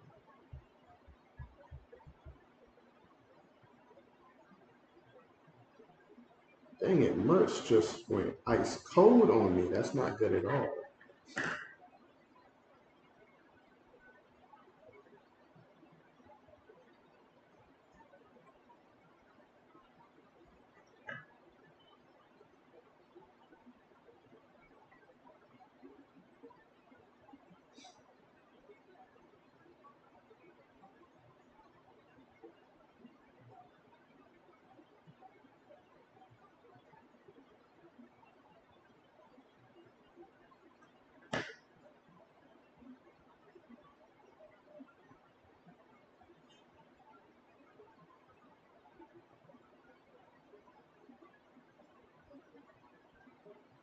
And so RC on Aces, what's good with ya? RC says, JB, what up, man? And so, hey, just over here living the dream or dreaming about living, you know how that goes. How about yourself? How are you today? Let's see. O says, JB, what's your opinion on the Lakers and how far will they go? And so, well, I feel like, oh man, with the Lakers, I see some good things, but I also have some major concerns as well. Part of what we saw when we match up against a team like the Denver Nuggets, we're fully dependent on Anthony Davis going out there and going in beast mode, but we know Anthony Davis is not going to give us that each and every day. Now, granted, last year in the playoffs, he did step up and he was tremendous. He really was. But we need him to consistently be that guy. Like every time he's on the court, we need all that he can give us. D'Angelo Russell, there it's like, up, down. And then we know the minute limitation on LeBron, which is going to preserve him. So I'm okay with that. He's done more than enough throughout his career. That's a good spot for him. It's up to the rest of the team if we are going to be able to do it. We have great pieces, but do we have what it takes to beat a team like Denver that's the 7 is my concern, specifically Denver. And so I think the ceiling right now is the Western Conference Finals is the ceiling, and that's if everything goes great right now, in my humble opinion. But obviously, very early there, very early. But like I said, AD is the key. We need AD to have his best season as a pro, or at least something close to it, like all around, like not just talking, just scoring, just all around. So let's see. O says AD needs to start playing better. He can't be doing the same old BS no more. He said he supports to be the guy. Yeah, he's supposed to be the guy, and he's not living up to it. And so, yeah, you can't pick and choose which games you're going to be the guy. Like we need him to consistently go out there and be that guy. That's what we. That's one thing that I will say about LeBron throughout his career. He's consistently been that guy. Even if he has lost a lot in the big games, but he's been that guy. And so AD has to he's got to take that mindset like, hey, I'm just going to carry the team. Just going to do it. Braden says Louisville's up 17-0 on Duke, and I need Duke to stay with that 0 and Louisville just to focus on running out that clock. But appreciate that update. I believe Raleigh Leonard should be playing in that game. It's just a matter of is he really hurt right now? Like, who knows?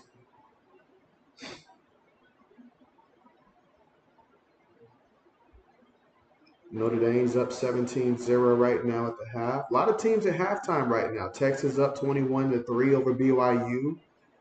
UGA game is not at halftime, but they're still up 26-7. Florida would love to go to halftime right now and just get off the field.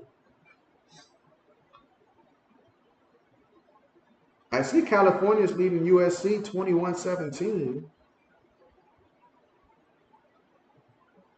If anybody's watching that game, what in the world is Taj Davis doing? Is Taj Davis not playing?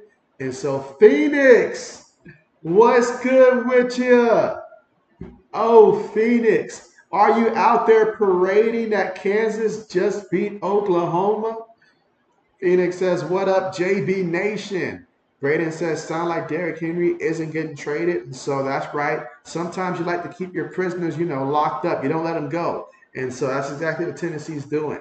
But if they did want to trade him, Dallas would have loved to have him. They would have loved to have him.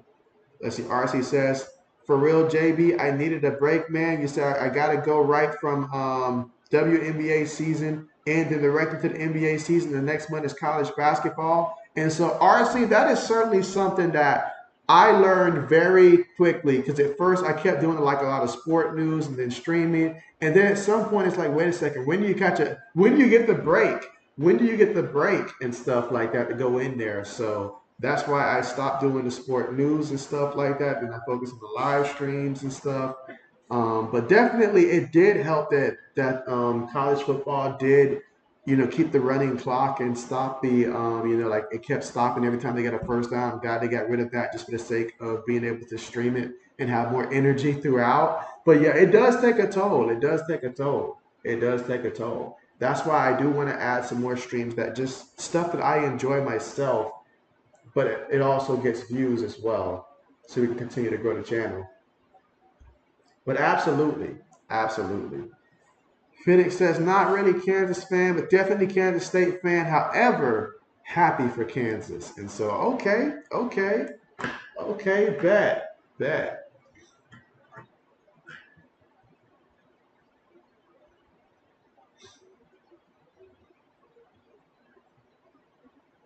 One thing that I hope in the future for both college and, well, okay, for the NFL, I hope that the NFL considers adding about 1 to 2 more, preferably 2 more bye weeks to the schedule, add an extra game, but add 2 more bye weeks. I really want to see the NFL add some more bye weeks and expand the game day rosters as well. I would like to see that. Speaking of Cal, like what is Cal doing? Like they need to target my guy. Like he's not giving me love right now. Taj Davis. Is he even playing today? That's what I need to find out.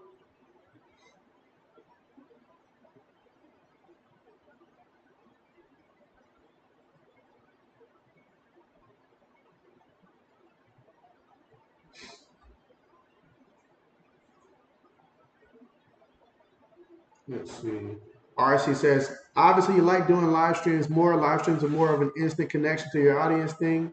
And so you said, JB, so you like live streams more or pre-recorded content? And so pre-recorded content takes me a while. And like sometimes if I do long videos, sometimes it doesn't include my audio and stuff like that. So, and it just takes a lot of like work behind the scenes to go edit it and stuff like that. The only thing that I would do pre-recorded would be maybe like gaming stuff I would probably enjoy, but even then it's just better if you're live and just talking with people and just engaging with people as opposed to just pushing stuff out. And so yeah, I think I have changed because at the beginning I think I did enjoy just doing a lot more of the pre-recorded stuff, but as I continued to stream, live streams are way better, talking with people, time goes by, there's no need for me to go through and edit because editing just takes a lot of effort there. That part right there, the editing behind the scenes, the shorten it, because if I just post like an entire gaming clip from me start to beginning, nobody's gonna watch because it's taking too long. So I gotta edit some stuff. So much rather do like just purely live streams.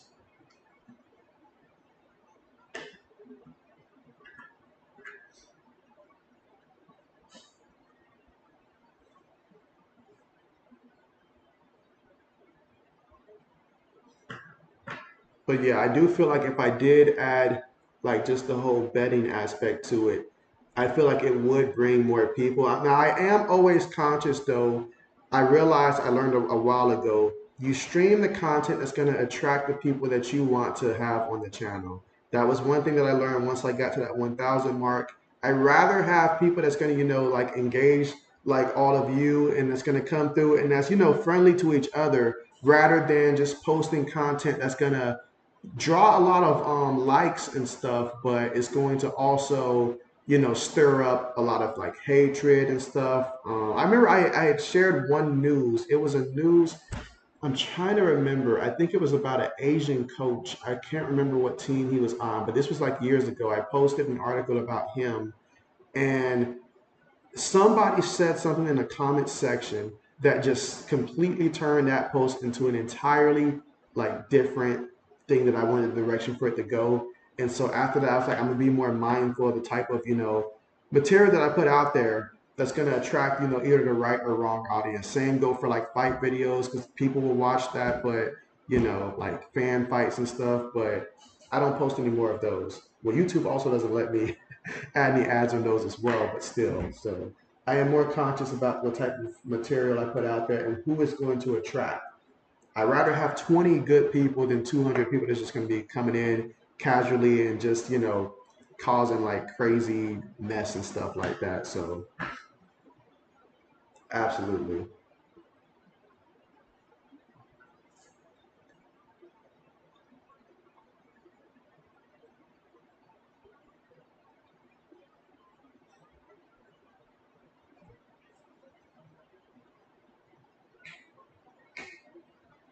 Yeah, but Phoenix said it live is the best. Absolutely.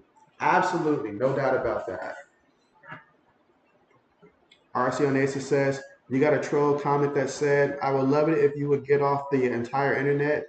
You just laughed. And so, hey, absolutely, absolutely, absolutely. Like they really come out when it comes to prediction videos, when you predict that their team is going to do bad and stuff like that. I mean, everybody can't win every game and stuff like that. I still remember when the Tennessee Titans acquired Julio Jones. I got told that I didn't know what I was talking about because I predicted the Titans to win 12 games and I didn't have them winning like 15 at the minimum and stuff like that year, in which 12 is too much. 12 is too much. But, based upon what we knew at that time, heck, if Julio was that much of a game changer, he would have done it in Atlanta. He would have done it in Atlanta. And so, but hey, I do like Julio Jones now. I'm not taking a shot at Julio Jones. I'm just using him as an example there for that one.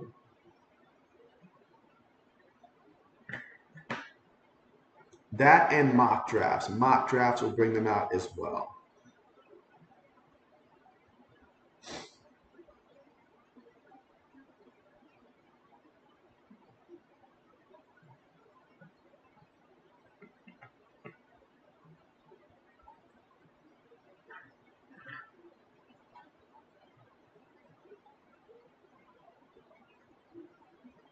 All right, and again, still here at the commercial.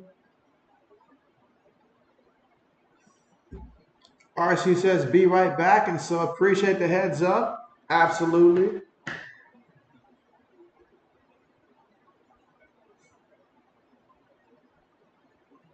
And so, Mike, what's good with you?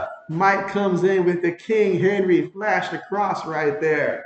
What's good with you? D, member of JB&M here. What's good with you? And a Buffalo won, but Baker threw up one heck of a Hail Mary pass at the end that if only Chris Godwin would have looked in time, he would have seen it. But man, right now, I don't know what to say about Buffalo right now, honestly. I mean, like, I feel like this iceberg is about to melt right before our eyes here. Like, this is just, yeah, Stephon Diggs will not take too many losses like what we saw against New England a couple weeks ago and just barely survived that Tampa Bay from coming back with a crazy, it would have been a crazy play had they pulled it off. Absolutely.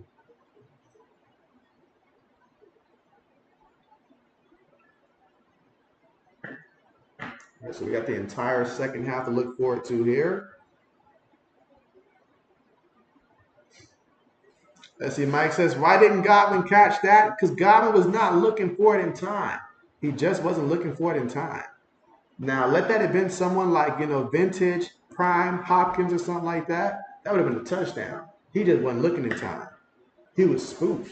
And I don't know why he wasn't looking for the ball because, I mean, Baker kept targeting him over and over and over and over again. Mike Evans got no love. Mike says, it is what it is, JB. Too many injuries. And that is the thing that you just can't predict before the start of a season, the amount of injuries that the team will go through. So, absolutely, the injuries are adding up. Meanwhile, kickoff on the way. All right, returning from his own 3. 15, right down to about the 19-yard line. That's where Utah will take over here with the football. And let's see how Utah does here in the second half as they trail 21-6.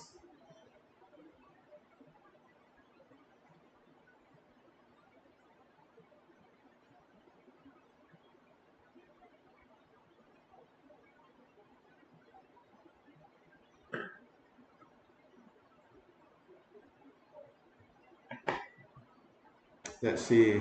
Mike said win the prime game.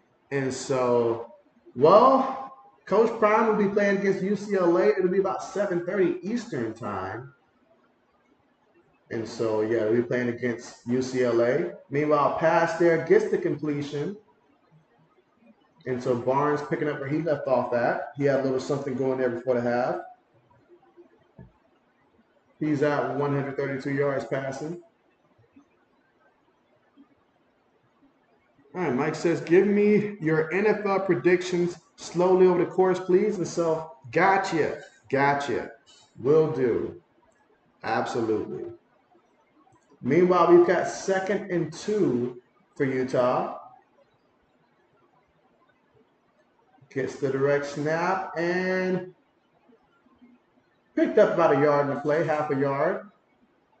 3rd down coming up. All right, let's see.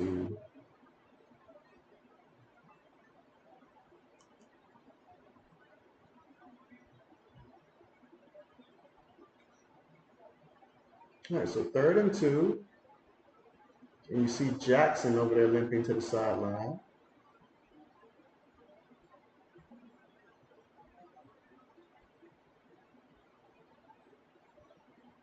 All right, so here, 3rd and 2. Hands it to the back, and the back is going to get brought down in the backfield for a loss on the play. That's going to make it 4th down and 5. He lost about 3 yards in the play. They say 2, so 4th and 4. All right. So we'll start off with the Patriots and Dolphins game. So, oh man. Well, I Miami clearly better team. 2 teams here, opposite sides here. Patriots coming off a big W, but Miami, this means too much for them. They're going to be at home as well, and so Miami already always gave the Patriots trouble whenever it's down there in Miami. I've got Miami winning this one. Final score being 33-17. Dolphins over the Patriots, 33-17, I think. And again, we are right now at the commercial after the punt. When we come back, Oregon will take over here in the third quarter with 13 minutes left to go, and they lead this one 21-6. So yeah, I've got Miami beating the Pats. Let's see. The Jets and the Giants. Let's see. I'm going to say I got the New York Jets winning that one against the Giants. I'm going to say the final score being probably 22 to 14. 22 to 14, Jets over the Giants. You say, why can't Belichick chess play Dolphins? And so, well, I don't know. Everybody has an Achilles heel. That has just been Bill Belichick's Achilles heel. And so I don't have the words to describe it. But this year, he doesn't have the talent to do it. But that's always the case there for the Miami Dolphins in terms of just being a difficult team. Absolutely. But yeah, I've got the Jets over the Giants. And you guys let me know who you like in each matchup as well that I go through as well. Again, I just said the Jets and the Giants and already did the Patriots and Dolphins. Those are the two games that I've already mentioned as we are right now at the commercial. All right, next is a game between two teams that both have 2 losses, but Jacksonville is 5-2. Pittsburgh is 4-2. It's going to be in Pittsburgh. So who do you guys like in that matchup? I like the Jaguars to win that matchup. I like the Jaguars to win it. Final score being Jaguars 23, Steelers 17. 23-17. I like the Jags over the Steelers in that one.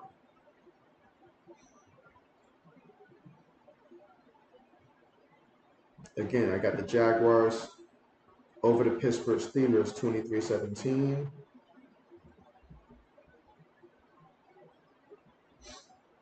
All right, getting ready to come back from the commercial here shortly.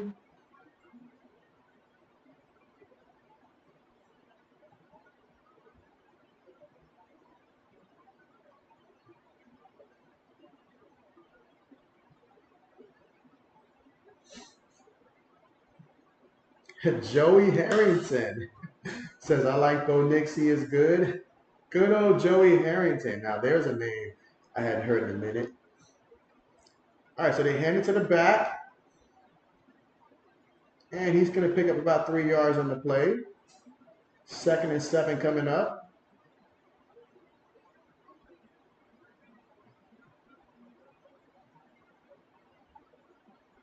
Going to go 5 wide. All right, now the back shifts in formation. Shotgun. And they hand it to the back again, and he's going to pick up the first down. JB likes it. 8 yards there. He's got 8 carries for 53 yards. Okay. Keep running. Get JB that over. Just keep running. All right, so 1st and 10 from their own 35-yard line. Bo throws it. Oh, it's going to be incomplete there to the receiver there, and the ball had gotten there. Tight coverage, but just unable to make the catch there. 2nd and 10 coming up. Again, here in the third quarter with 12 minutes and 5 seconds to go.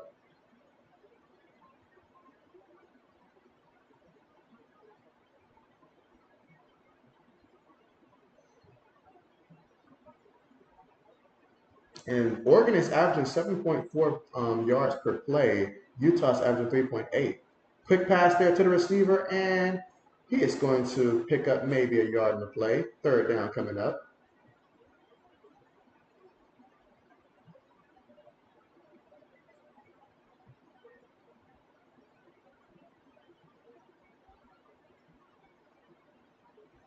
All right, so we got 3rd and 9, and right now you can see the intensity of the crowd here trying to give this Utah defense life on this 3rd and 9 here. Ball currently here at the Oregon 36-yard line, and this defense would love to get a stop and get the ball back to their offense here. But let's see if the Oregon Ducks have other plans here. 3rd and 9, gets the snap. Bo throws it, gets the completion and a first down, taking it to the 45-yard line of Utah. What a big time play, big time throw by the Oregon Ducks, and a first down.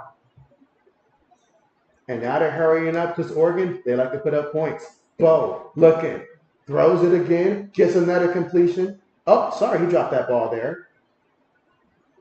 That's on the receiver there. The ball got there. It got to him.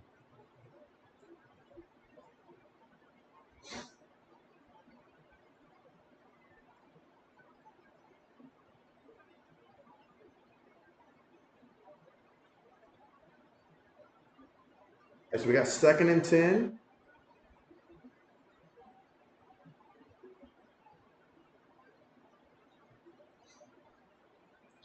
Gives it to the back. And James is going to pick up about 8 yards there. Again, that's Jordan James on the carry.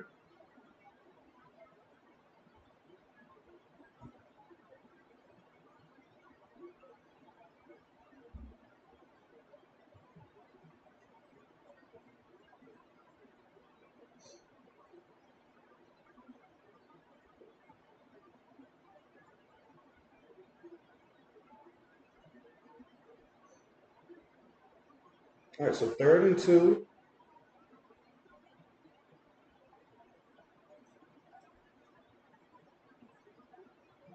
Quarterback's going to keep it himself here. Takes on the contact and picks up the first down. Okay. So right now, Oregon moving on this drive.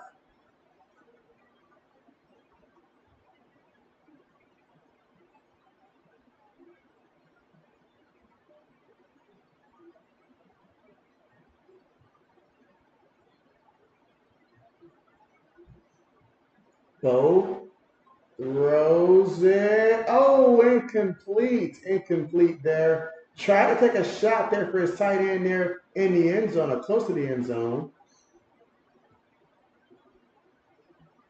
2nd and 10 coming up. He's telling this guy to run.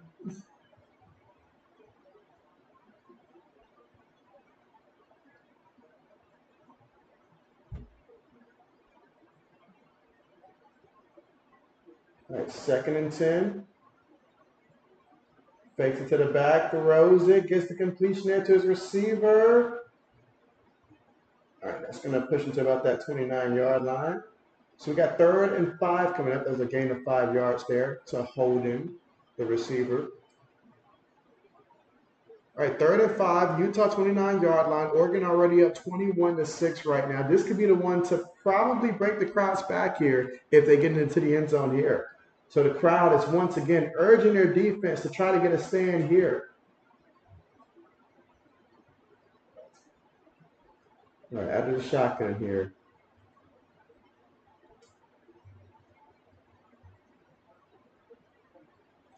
Bo throws. Ooh, what a catch. What a catch by Ferguson. And a first down, and now we're here in the red zone. We're talking 1st and goal.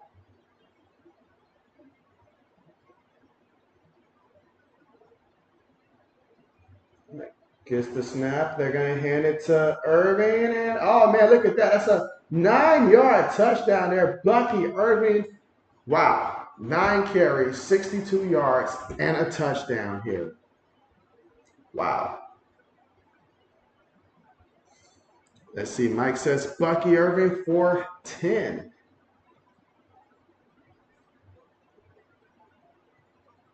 I mean, no kind of containment whatsoever out there on the edge. What's going on with USC right now? How is California winning that game 28-17? That's insane. Meanwhile, extra point is good, 28-6. I mean, if things keep going like this, at some point, our future first overall pick is going to be like, look, I'm just going to wait for the draft.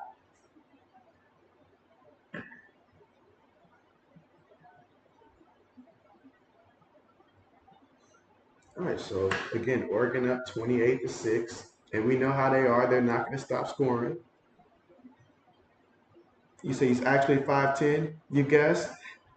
And so He does strike you as someone that looks 5'10", doesn't it? It does look that way.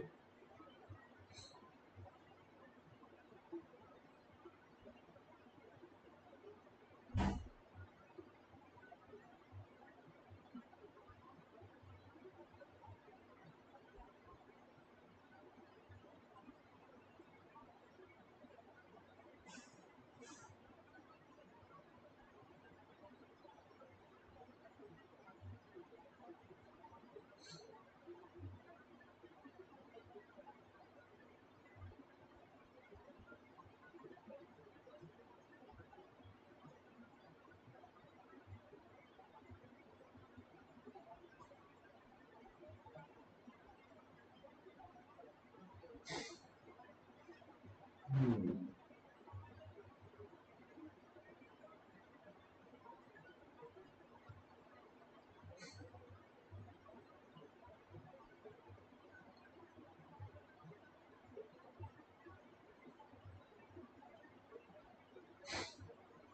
All right, again, let's see.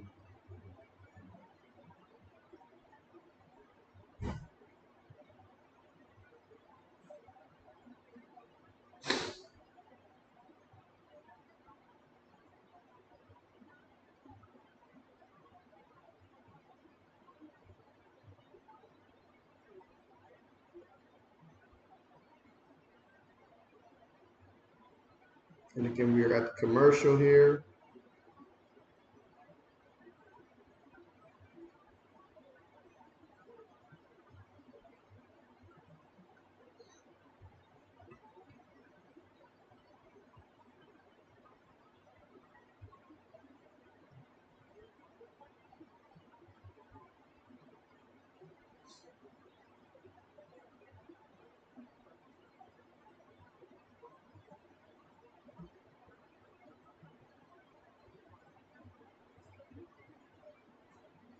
All right, so getting ready for the kickoff here.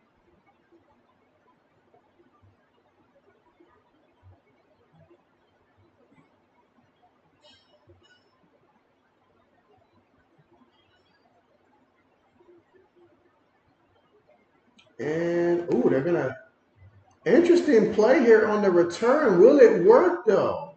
Throwing it to the other side for the other returner, and wow, takes it all the way to the 48-yard line. Just when you know that you need a play, something to ignite the crowd. That's what that was about. Ignite the crowd there, get them going, and then, okay.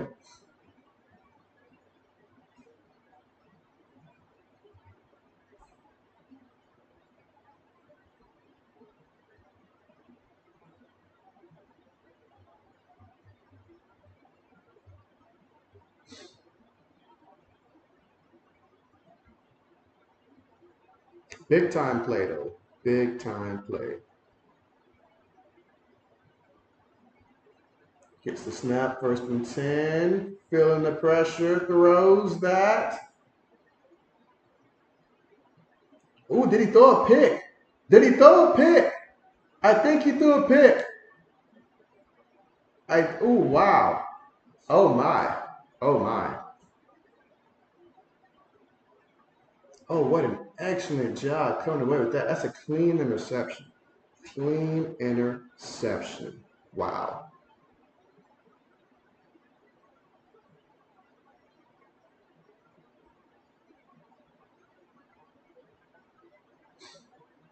Clean interception.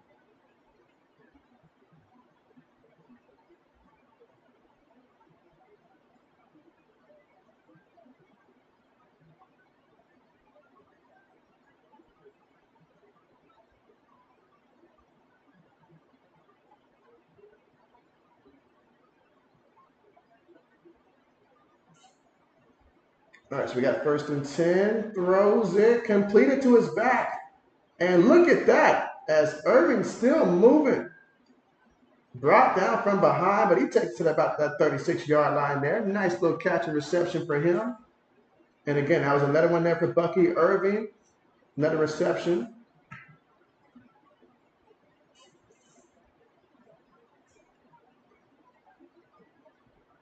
All right, so we got 1st and 10. Again, that was 16 yards he picked up there on the play. All right, 1st and 10 at the Utah 36-yard line. And Bo Nix, 19 of 24 for 203 yards and 2 touchdowns. Gets the snap, fakes it to the back, steps up, avoiding the pressure, throws it, and gets the completion and a 1st down, takes it to the 22-yard line, and this man can do it all. Very big fan of his game. He has made JB a believer in this kid.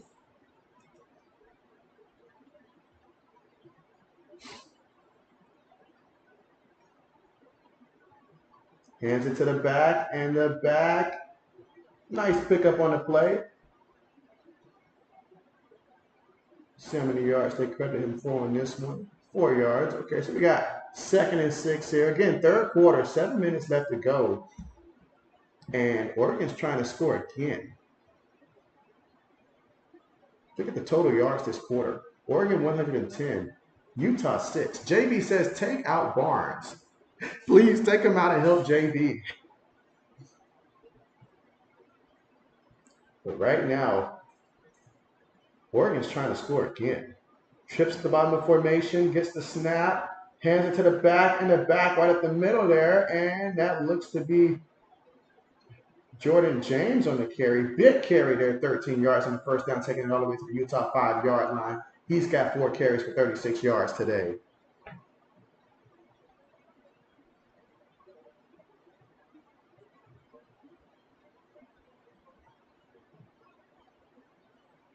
And Nix is going to keep it. He's going to throw it actually to the receiver there, and that's going to be a little touchdown right there.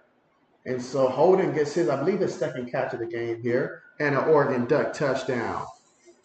Mike says, where's Caleb? He's like, I need to know, where is Caleb? Well, Caleb Williams right now, they're playing against California, and right now Cal is beating them. Cal is beating them. Last time I checked anyways. Let me make sure that's still accurate. They were up like 28-17. Yeah, it's still 28-17. California's beating USC 28-17. 32 seconds in that game before the half. But man, Oregon up 35-6, 3rd quarter, 6 minutes and 8 seconds to go. This is a lot, guys. This is a lot.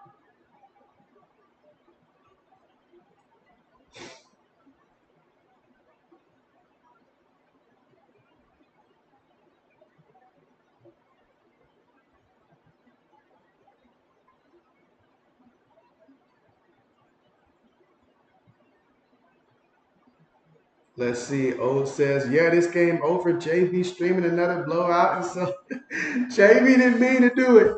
He didn't mean to do it. He didn't know. He didn't know. JB didn't know.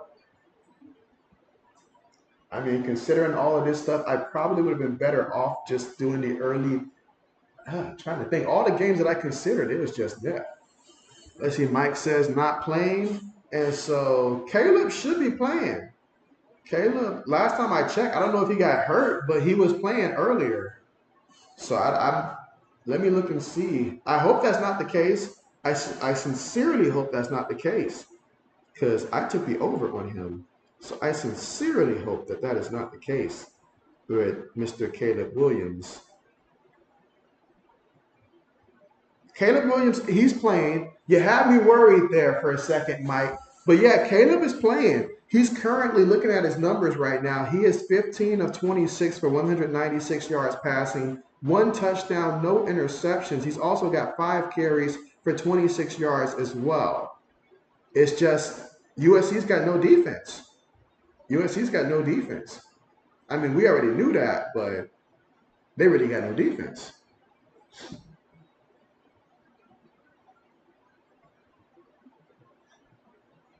But yes, Caleb Williams, he is indeed playing. To my knowledge, he is not hurt because it seems like he's still out there passing.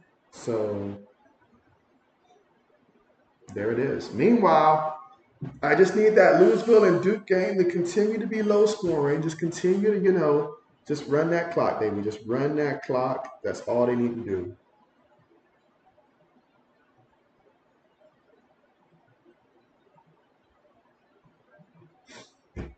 Mike says, got it. Speaking of which, we've got 18 votes in this one, in which a Oregon leading the polls, 78% believe. Oregon's winning this one 35-6. But hey, if you believe that Utah can come back and win this one, JB wants to hear from you. Phoenix says, is Taylor Swift at the game? I believe she's waiting for tomorrow. I believe she's waiting for tomorrow, but she's not at this game. She's not at this game. Oh, Phoenix.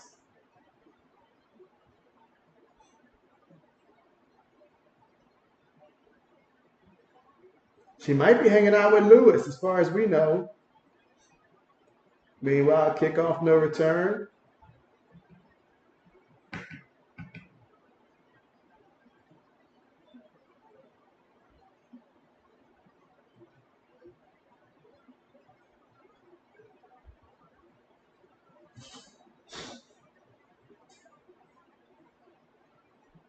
All right, so let's see what's going to happen here with Utah.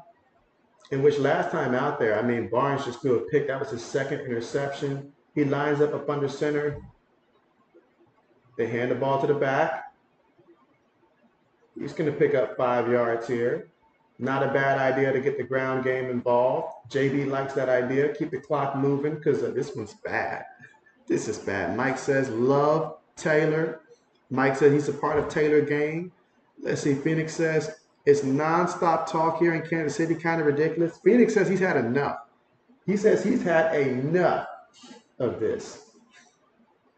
He says we need to be talking about how to repeat. Tight end goes in motion. Again, Barnes up under center. Play fake, looking. Barnes feeling pressure. Barnes still moving. Goes out of bounds, loses a yard in the play, maybe 2. Yeah. Oh, boy.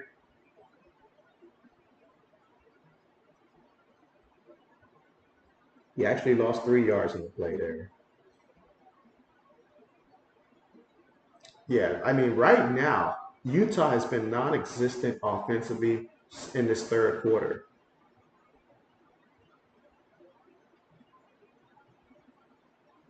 All right, 3rd and 7. Gets the snap.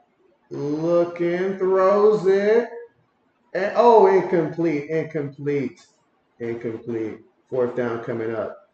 All right, so maybe, just maybe, JB still might have a chance here to get that under for him. I don't know. If his coach decides to take him out at some point in the game, that would help. Braden says all the games are blowouts. Dang, is that really the case? Dang. I mean, well, at least the USC and I mean, we assume USC is going to come back, right? Meanwhile, for Oregon, running around trying to make something happen here. Let's push that about to about that 25-yard line. There is a penalty, which I can understand. All that moving around is only going to draw a penalty. But man, I mean, Braden says they're all blowouts. Notre Dame's up 37-0 against Pittsburgh. BYU is more interested in just keeping this one close against Texas, 21-6, and respectable, I should say, just keeping it respectable. Right now, UGA just trying to make something happen, down 26-7 against UGA. Phoenix says, I'm going to the local NAIA basketball game tonight. Hey, that's what's up. That's what's up. That is what's up. And again, we are now at the commercial after that punt, in which Oregon gets the ball back, again, leading 35-6 in this one. So this is where the attention of both teams will start to go to that clock. It's 35-6. I think we know who's going to win this matchup here. It comes down to simply just getting that clock moving.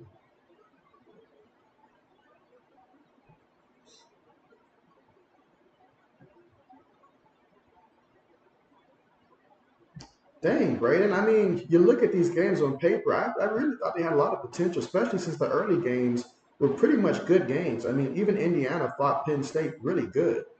Now, sure, Florida State took care of business, but other than that, everything else in the early window was, back and forth.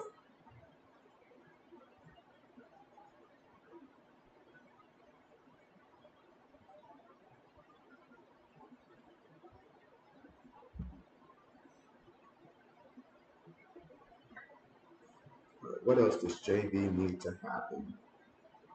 All right, it's nice to see that Graham Mertz is finally at least getting some completions here. Still a little ways to go, but it's better.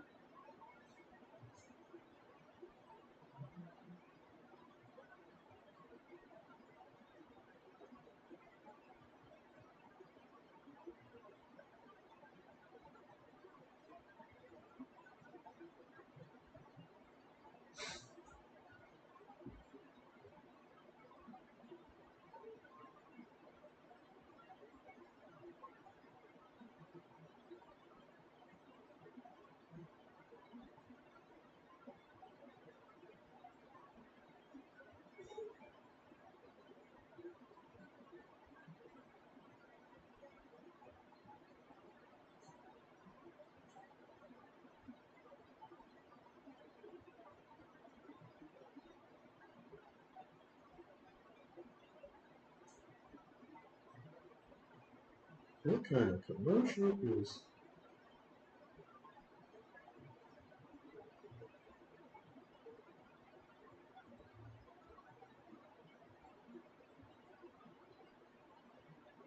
And I need Nebraska Harvard to get some bigger runs right now. He's just not making it do what it do. Why did he decide to pass the ball today of all days? Run that ball. All right, so here we go for Oregon. Up 35-6.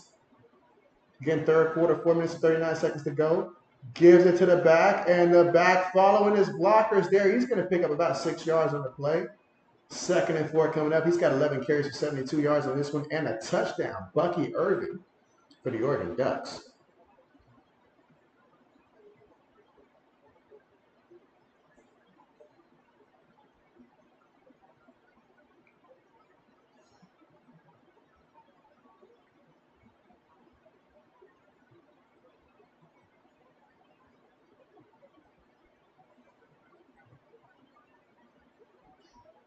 All right, pass play here, and that's going to be a first down there. Excellent play, drew up. 1st and 10.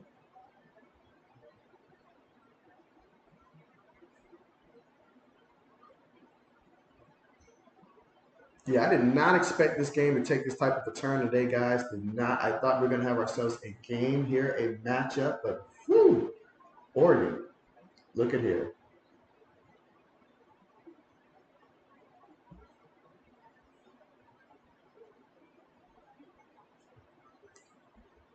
Gives it to the back, and the back going to pick up a nice gain on the play there.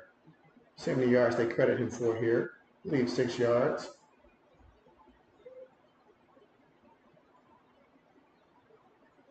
Yeah, so we got 2nd and 4.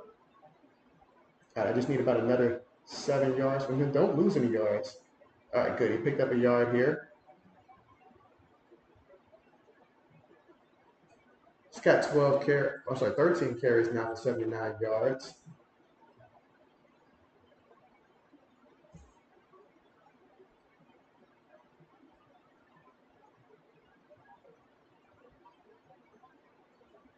Yeah, just keep him in there. Keep him in. So we got 3rd and 3.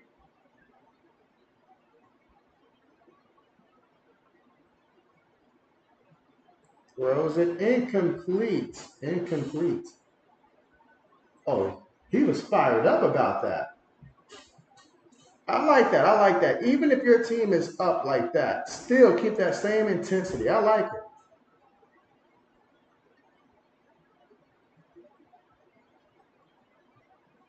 I like that. Many times you see when a team is up like that, they start to take their foot off the pedal, but these guys clearly are not trying to do that.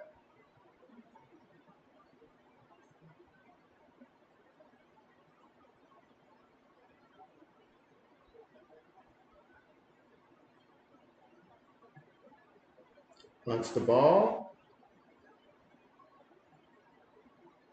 Gets it off the punt. There is a pin. Oh, what a hit. What a hit. Okay. So we still can hit in football. That's nice to see. What a hit. And if you're just tuning in right now, you're like, JB, what the heck is happening? Oregon is up 35-6 here in the third quarter. 4 minutes and 39 seconds to go. Now, that was just a penalty right there. Holding was called. So not only did he get lit up, but there was a holding call as well. Woo. Phoenix says, play to the end. That's right. That's right. It is great to see somebody get lit up every once in a while. It does feel good. As long as that somebody's not me or somebody that's on my team, preferably.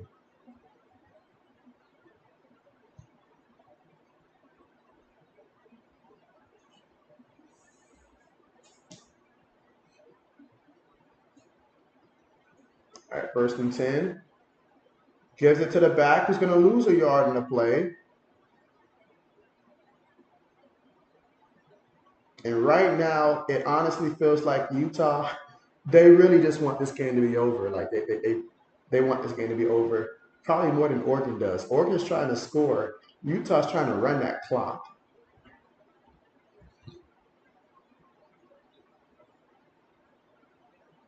Oh, it says JB out here streaming still, even though it's a blowout. Hit that like button if you haven't already. And so I appreciate that. Yes, absolutely.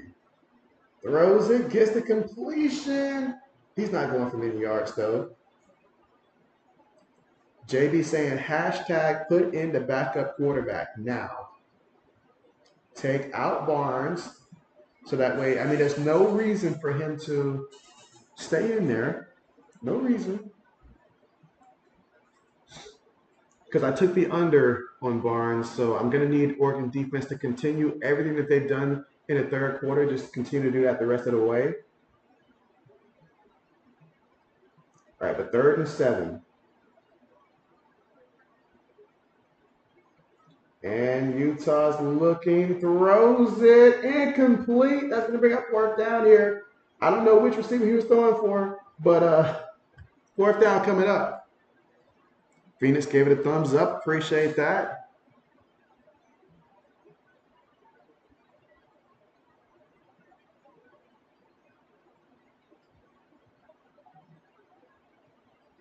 But yeah, I guess every game that you look is pretty much a blowout. No matter where you look, it's pretty much a blowout.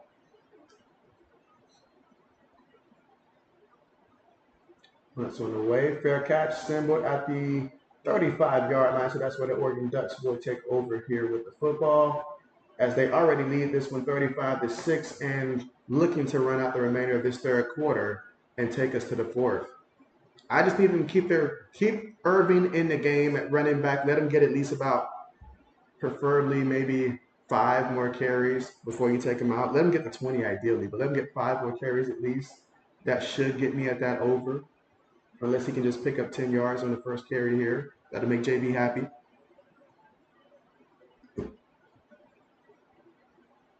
Oh, they've got Jordan in there. Oh, there's going to be a flag. Going to be a flag.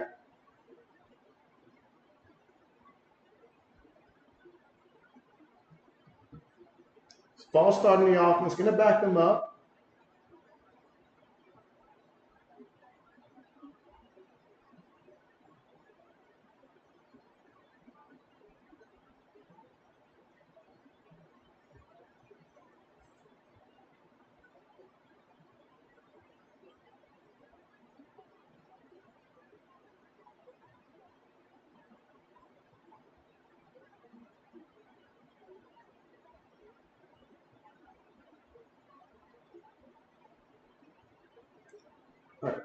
Oh, we've got movement again. We've got movement again. Going the wrong way. Back-to-back false starts here. 1st and 20. Now the Oregon Ducks will be looking at from their own 25-yard line. They did it to themselves. Come on, put Bruce Irvin back in the game. Put Bruce Irvin back in the game. Let him continue to get some more carries.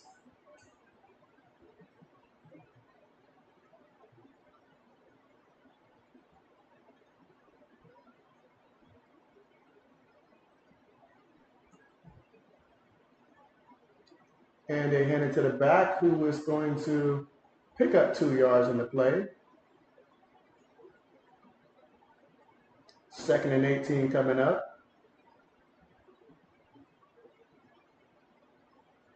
And that should take us to the end of the quarters. It looks like the offense is coming to the sideline.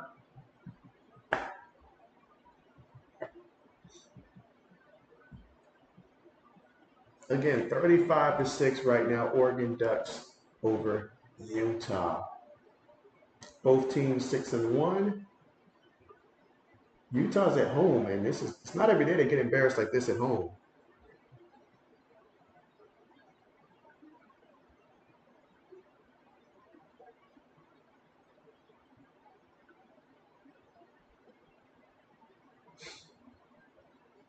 Yeah, JB needs Bucky Irving to get at least at least 8 more yards on the ground. So I need him in the game for that to happen, of course. If he's in the game, he'll get it. So I do hope that they continue to run him at least 2 more drives to be safe.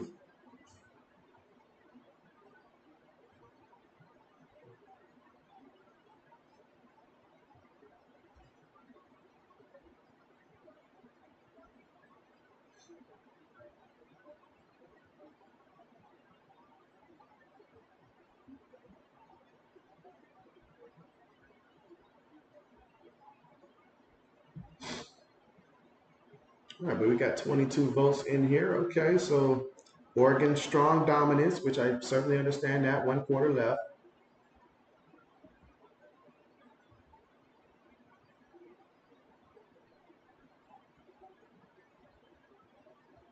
Let's see. Arceon Aces says, JB, this game is so over, man, and you know it is. And so, hey, that may be the case, but it's JB's job to see it through. JB is like the captain on a ship, and the ship is going down. Everybody knows it, but JB stays on the ship because it's my job. If the ship goes down, if the stream turns into a nasty blowout, JB must remain on the stream.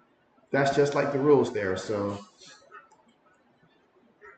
I mean, I do have player props to keep me invested as well. So, I need Bucky Irving to get me 8 more rushing yards, in which no doubt he can get it. It's just a matter of how many more carries will he get the rest of the way, in all honesty. You say Taylor Swift talk in the chat. I just missed out, JB. And so, yeah, you just missed out. You just missed out on it. O says, it might be over, but JB keeps streaming. That's why JB is the Brady Bill of streaming. Never heard anybody call me that, but I appreciate that. RC on the Aces says, all righty, Skipper. Captain JB. And so, yes. I mean, if we could survive that TCU Georgia game last year, we can survive anything.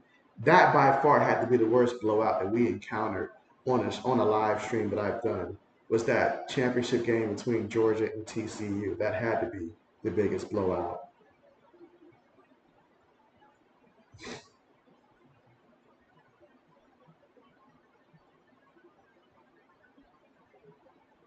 All right, so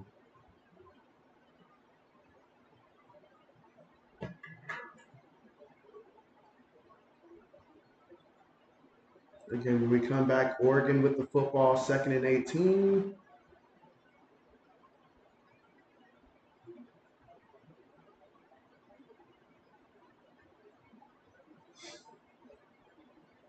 JB's going to be so mad if they do not continue to run Bucky Irving at least, I'd say, give me ideally 5 more carries at least, but at least a couple more carries. Give me a chance.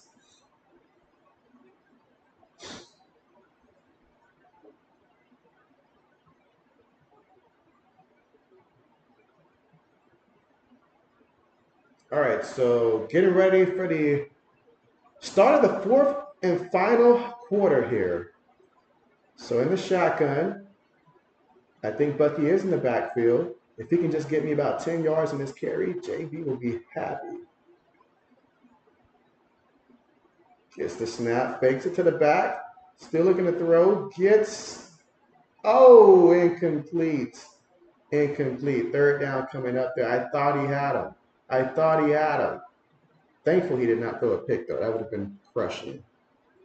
RC says, JB, I'm still shocked you chose to call this one though. LOL. And so, really? And so, Shadow Gaming, what's good with you? What's good with you? How are you? And you say, good Lord, what a beatdown. Yes, I mean, this is not what I anticipated when I chose to stream this game here. 35-6. But Bo Nix throws it short. Irving is going to get it. Can he get the first down? Yes, he can, because it's what he does. First down for the offense. Now, please, let's run him a couple times in a row and get JB to over on that player prop. Please. He's got the catches. He's now officially got 3 catches for 40 yards here. He said Utah 6-1 is not the same 6-1 as Oregon's record, and so that is being put on display. That is being put on display.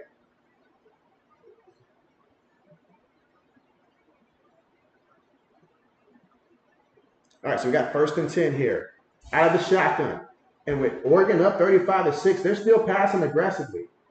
Up, and they're going to stop the play here due to a penalty once again on the offense here. Come on, guys, you're up 35-6. Why are you guys being rattled when you're the ones with the lead? Let's see, RC says, Bucky dancing like Kyrie Irving. What a nickname that would be there. Oh, boy.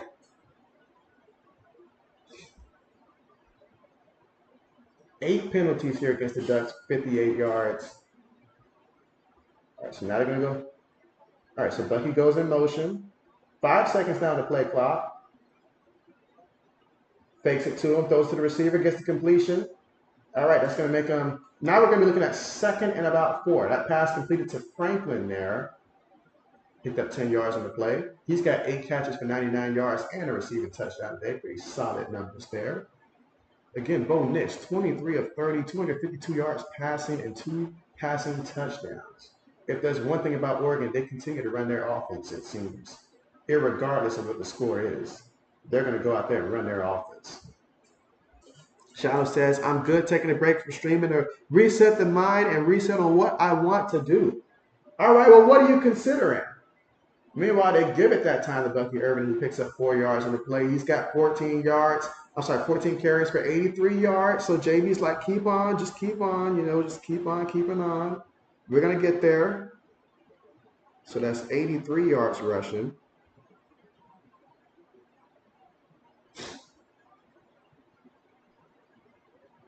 So we got 3rd and 1. JB says hand it to him again. But now they've got Jordan James in that backfield. Bucky goes in motion. And this is going to go down as a pass play, I believe. But he lost yards on the play. 4th down coming up. Yeah, I don't like that call. Don't like that call. Let's see. RC on Aces says, Shadow Gaming, I haven't posted in 2 days and a sub or 3 freaks out. I mean, like I'm only freaking human. People will all get really busy or under the weather or just want a little reprieve. And so absolutely. Absolutely. All right, 4th and 5.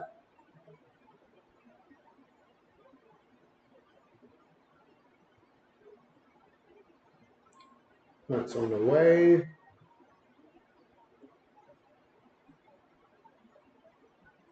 All right, so we'll see now what the Utah can do here offensively. But yeah, it's like I've always say, because of the fact that with sports, every day something is new, like if you're doing sports, every day something's new. It's not like if I was doing like a comedian type of thing, like comedies and stuff, then I could post something one day, schedule it to be posted out another day. So if I don't feel like, recording that day, it'll be much easier. But because live streams, like sport events always happen, sport news always happen, it's a bit different. It's a lot more having to make sure that every day you have something available to post.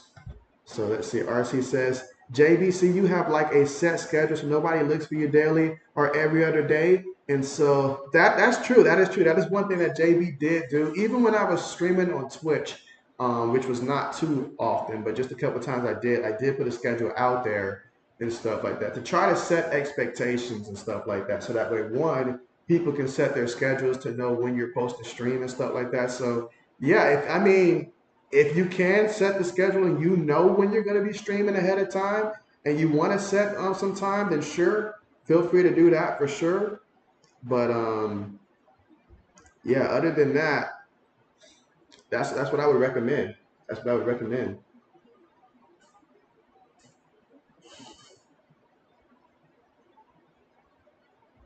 Absolutely. But shoot, sometimes it's not even like people unsubscribing. Sometimes YouTube will go through and like clean off some subscribers. I think YouTube last time they scrubbed my channel took off about 200 something subscribers, maybe even more than that, about 300, because I had about 2 or 300 more, and so YouTube just went through, scrubbed it, and then just so be mindful of that. YouTube will occasionally, from time to time, scrub people who aren't actively, I guess, watching your content from time to time. Let's see. RC Nation, I'm sorry. Old says, JB, people really want Bo to be the Pats' next quarterback. And so, really, I feel like everybody's name is being thrown out there. I wouldn't be surprised if somebody says they want Bison Barnes if he goes up there and throws a completion. They just want to get away from Mac Jones at this point. That's what it's coming down to. They just want to get away from Mac Jones.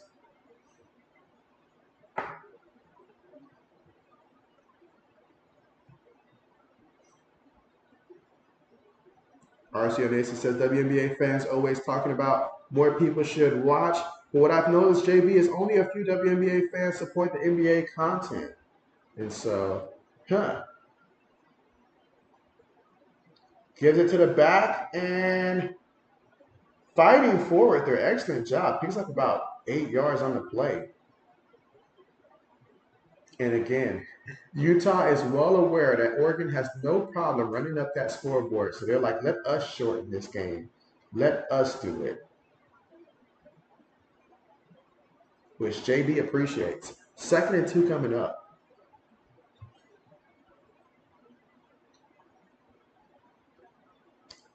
Bison up under center. Feeds it to the back, and he's going to pick up 2 yards, which should be the first down, but let's see where they're going to mark him at.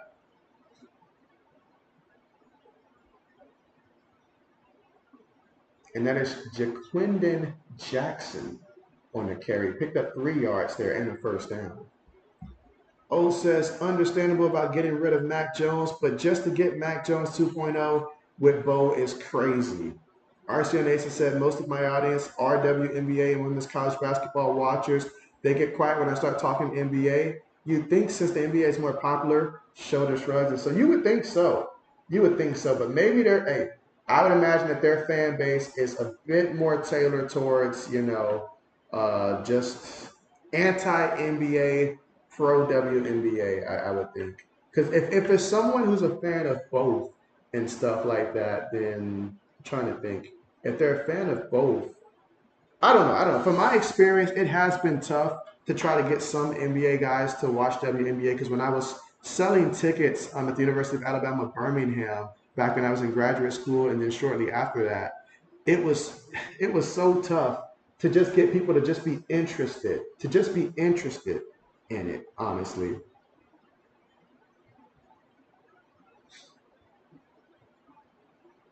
So, I mean, we did everything. We packaged sports together, for season passes, whether we're talking including volleyball, baseball, and stuff like that. But everything we did to try to include them to get them to go to the women's college game a little bit more than what they were doing.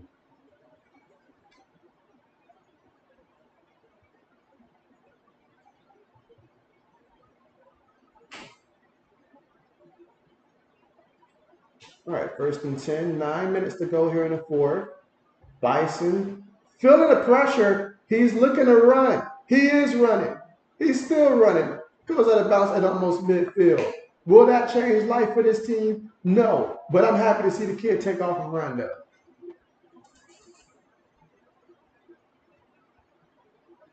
As Yarson Nation says, you said you couldn't give away the tickets for free. Too bad Caitlin Clark wasn't around back then, JB. And so, hey, you're right. You're right. You're right. You're right. But even if she was, it wouldn't have helped me at UAB, though. It would not have helped me at University of Alabama, Birmingham, though, unless she would have been playing there.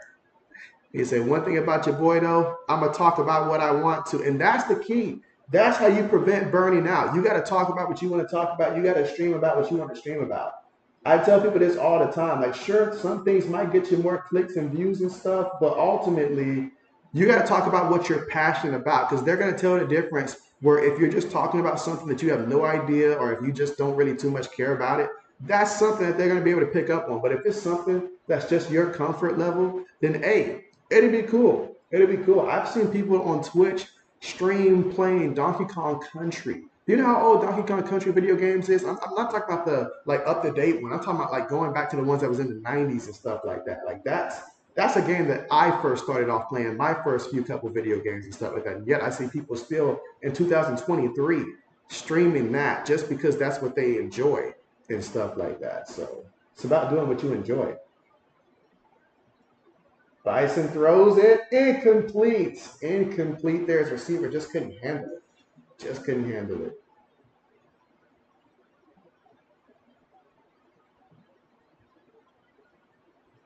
Again, here in the fourth quarter with 7 minutes and 25 seconds to go. 2nd and 10 coming up.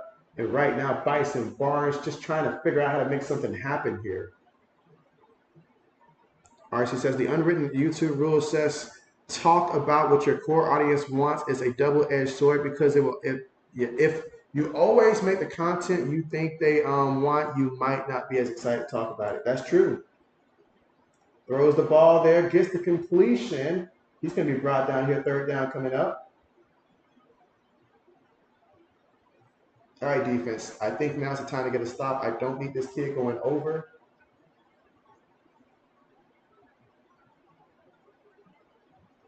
We've done so good.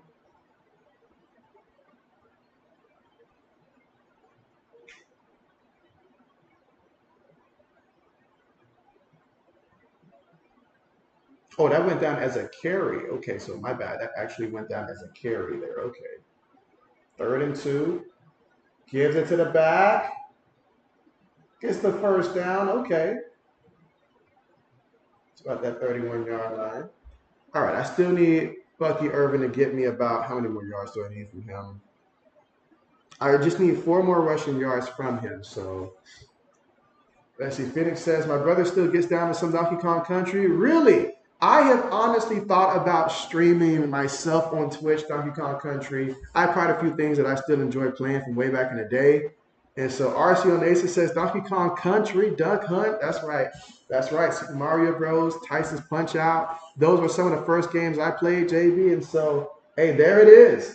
There it is. To this day, JB would still play. Like, find someone who probably hasn't played the game before and play like a 2-player mode. JB would still do it. Meanwhile, Bison under attack, hits away. Still, just throws it up there. Incomplete. I mean, he did everything he could do. I got to give Bison some credit for that. And so that's right, NES Classics. Yep. Y'all know what I'm talking about. RCO Nation says, I give Utah about as much of a chance of coming back as Michael Mayer's retiring from killing. Well, with that case, JB's going to end the poll because you have a point there. There is no chance that's going to happen. No chance it's going to happen. RCO Nation says, JB, do you remember Tecmo Bowl? And so, oh, yes. As a matter of fact, I think it's Lewis who mentions it from time to time, or is it Mike? One of the two mentioned the Tecmo Bowl quite a bit on this stream. But who would have thought that today we would have mentioned Donkey Kong Country? You never know what's going to come up on a live stream. Every once in a while, we bring up something out of the blue here. So this is why we stay during blowouts. Because during blowouts, there's less to talk about the game and stuff like that and more to actually talk about, everything else. All right, so we got 3rd and 8 coming up here. So 3rd and 8. At halftime, I just knew that my decision to take the over on Barnes was bad. But right now, there's still plenty of hope for JB right now. He's going to run himself here and not going anywhere. 3rd and 7 coming up.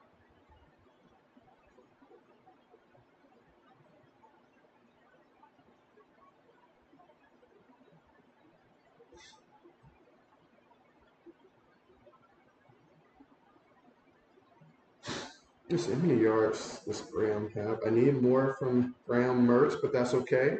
RC says, I remember crying all the year when I got that horrible NBA game called Bulls versus Blazers, worst basketball you ever played. All right, 4th and 7, they're bringing a blitz. Oh, he's hit while he threw it there. Is it a fumble? All right, even if it is, he's down. Good. All right, that's big. That's big. That's big. All right, so Oregon with the ball. Please, please, please keep Irvin in the backfield. I know the game's almost over. And if you're looking at my scoreboard here, the scoreboard's completely off. There's about 4 minutes and 24 seconds left to go here. So please continue to run that ball. Keep the starters in there. There's no need to put the backups just yet.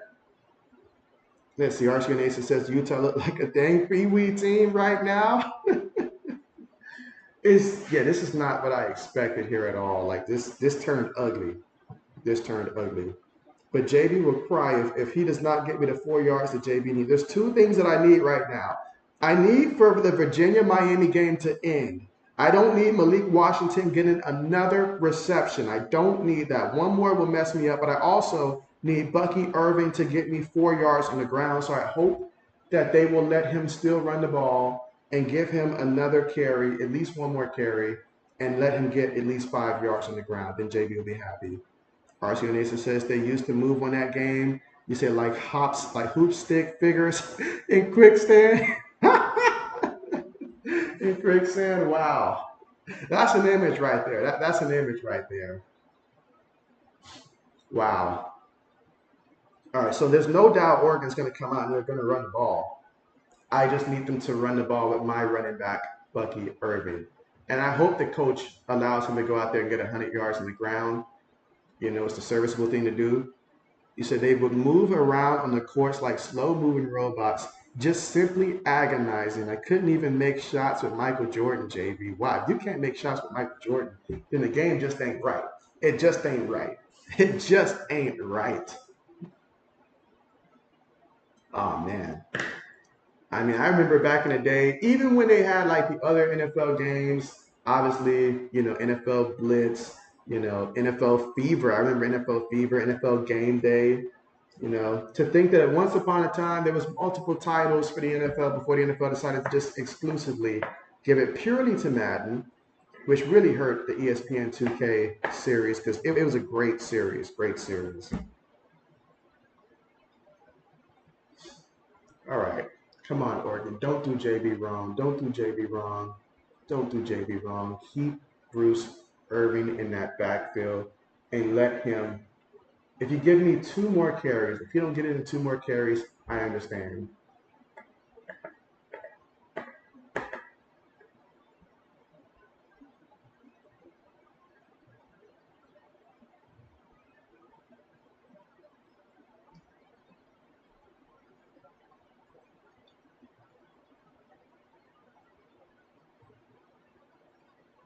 Ooh. Ooh, his night seems to be done.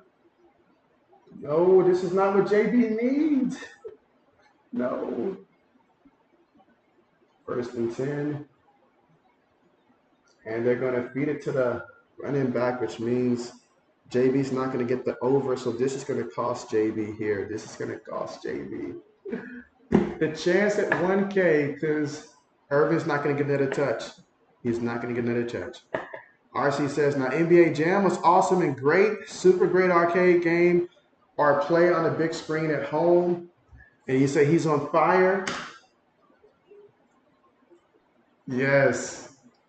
Yeah, NBA Jam, now that was one there. And so yeah, they've got Jaden Lamar in there. Let's see. Oh, says JB, if you or anyone you know have kids, let them know how to keep an eye out. I'm sorry, keep an eye out for them. There's a bad 2-3 flu going around. Yeah, and so yes, yes, yes. You say at least in Buffalo, New York. Absolutely. You see, RC on Asa says your allergies be kicking your tail, old man.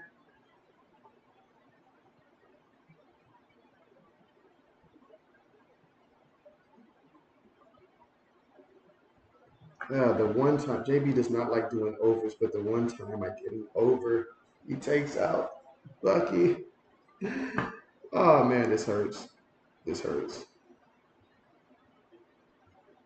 Gives it to the back. Gets back to the line of scrimmage. Fourth down coming up. You say, dang, hate to hear that. You say, my bad, JB23, dang, they flew. And so, to be so close, and I know he would have had it, man. And let's see, Phoenix says 2-3 flew up at North Dakota and Kansas too. And so, oh man.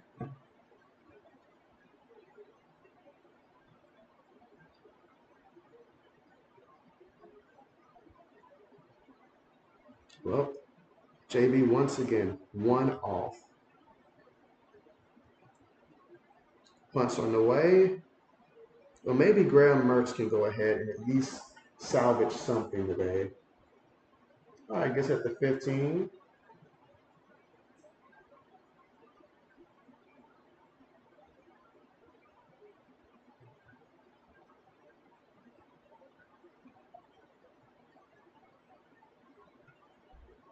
Only I had taken under. Let's see. RC on Aces says, JB, I just watched Saw X. And so, how'd you like it?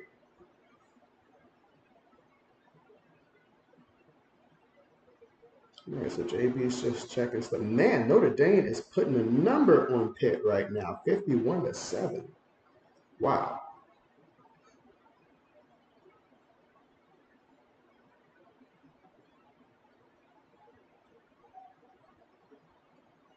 Let's see, you say like about 2 hours ago you watched it. And so, okay, so it's real fresh for you. Okay.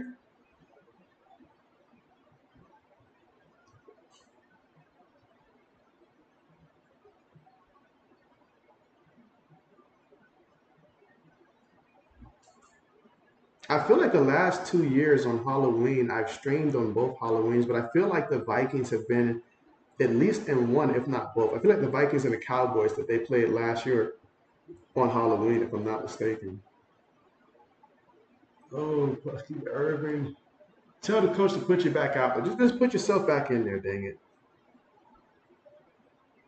That hurt. That hurt.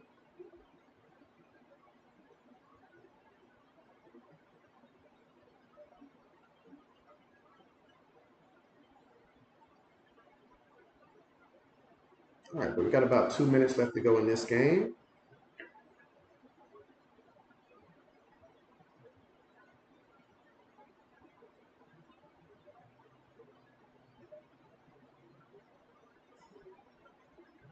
Yep. Let's see. Arsenal Nation says JB. Well, the Saw movies can be a bit gross, nasty, bloody, gory. Not for those who just ate, but yeah, interesting sequel to the first Saw movie. Even though they have 10 movies in the franchise, and so well said, well said, well said. It's all that and then some.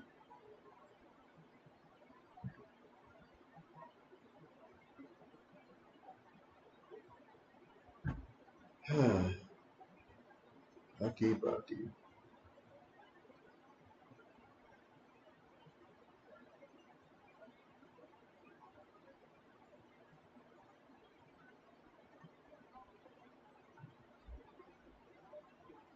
Hands it to the back, and the back is going to pick up about 6 yards in the play. Second and 4 coming up.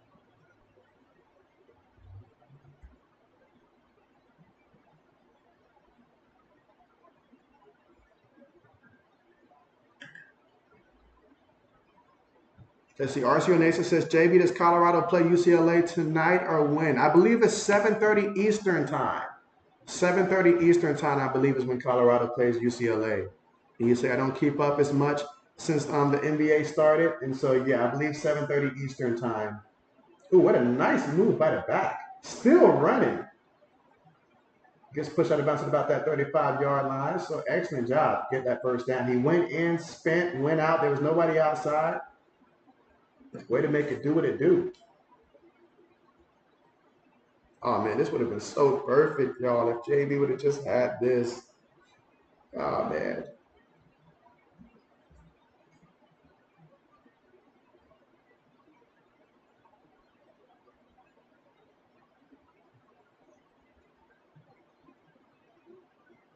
All right, hands it to the back again. All right, so we got 2nd and 8 coming up. And again, all they want to do is just go ahead and conclude this game. O says they just don't like JB stepping out of bounds. And so, yes. But again, tomorrow's stream will be Sunday Night Football, in which I'm trying to remember who played on Sunday Night Football, actually. But that will be the next stream. We've got the Bears and the Chargers. So I know Lewis will come through for that one. Bears and the Chargers. Meanwhile, hands it to the back and picks up about 3 yards there. And that should be enough to end this game, which was never really a close competitive game. The closest we had was at the very beginning when Oregon fumbled the ball in their second possession while they were up like 7-0.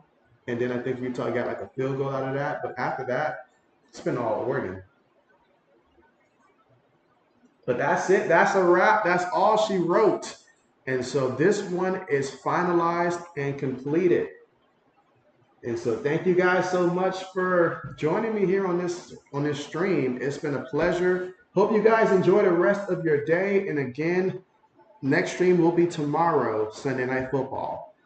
Let's see. O says an okay game, better stream though. I appreciate that, and I appreciate you. And hey, definitely excited to hear about your new kitten that you plan on adopting there. And that's going to be great. That's going to be great. You two are going to have so many great memories together. I'm excited for you.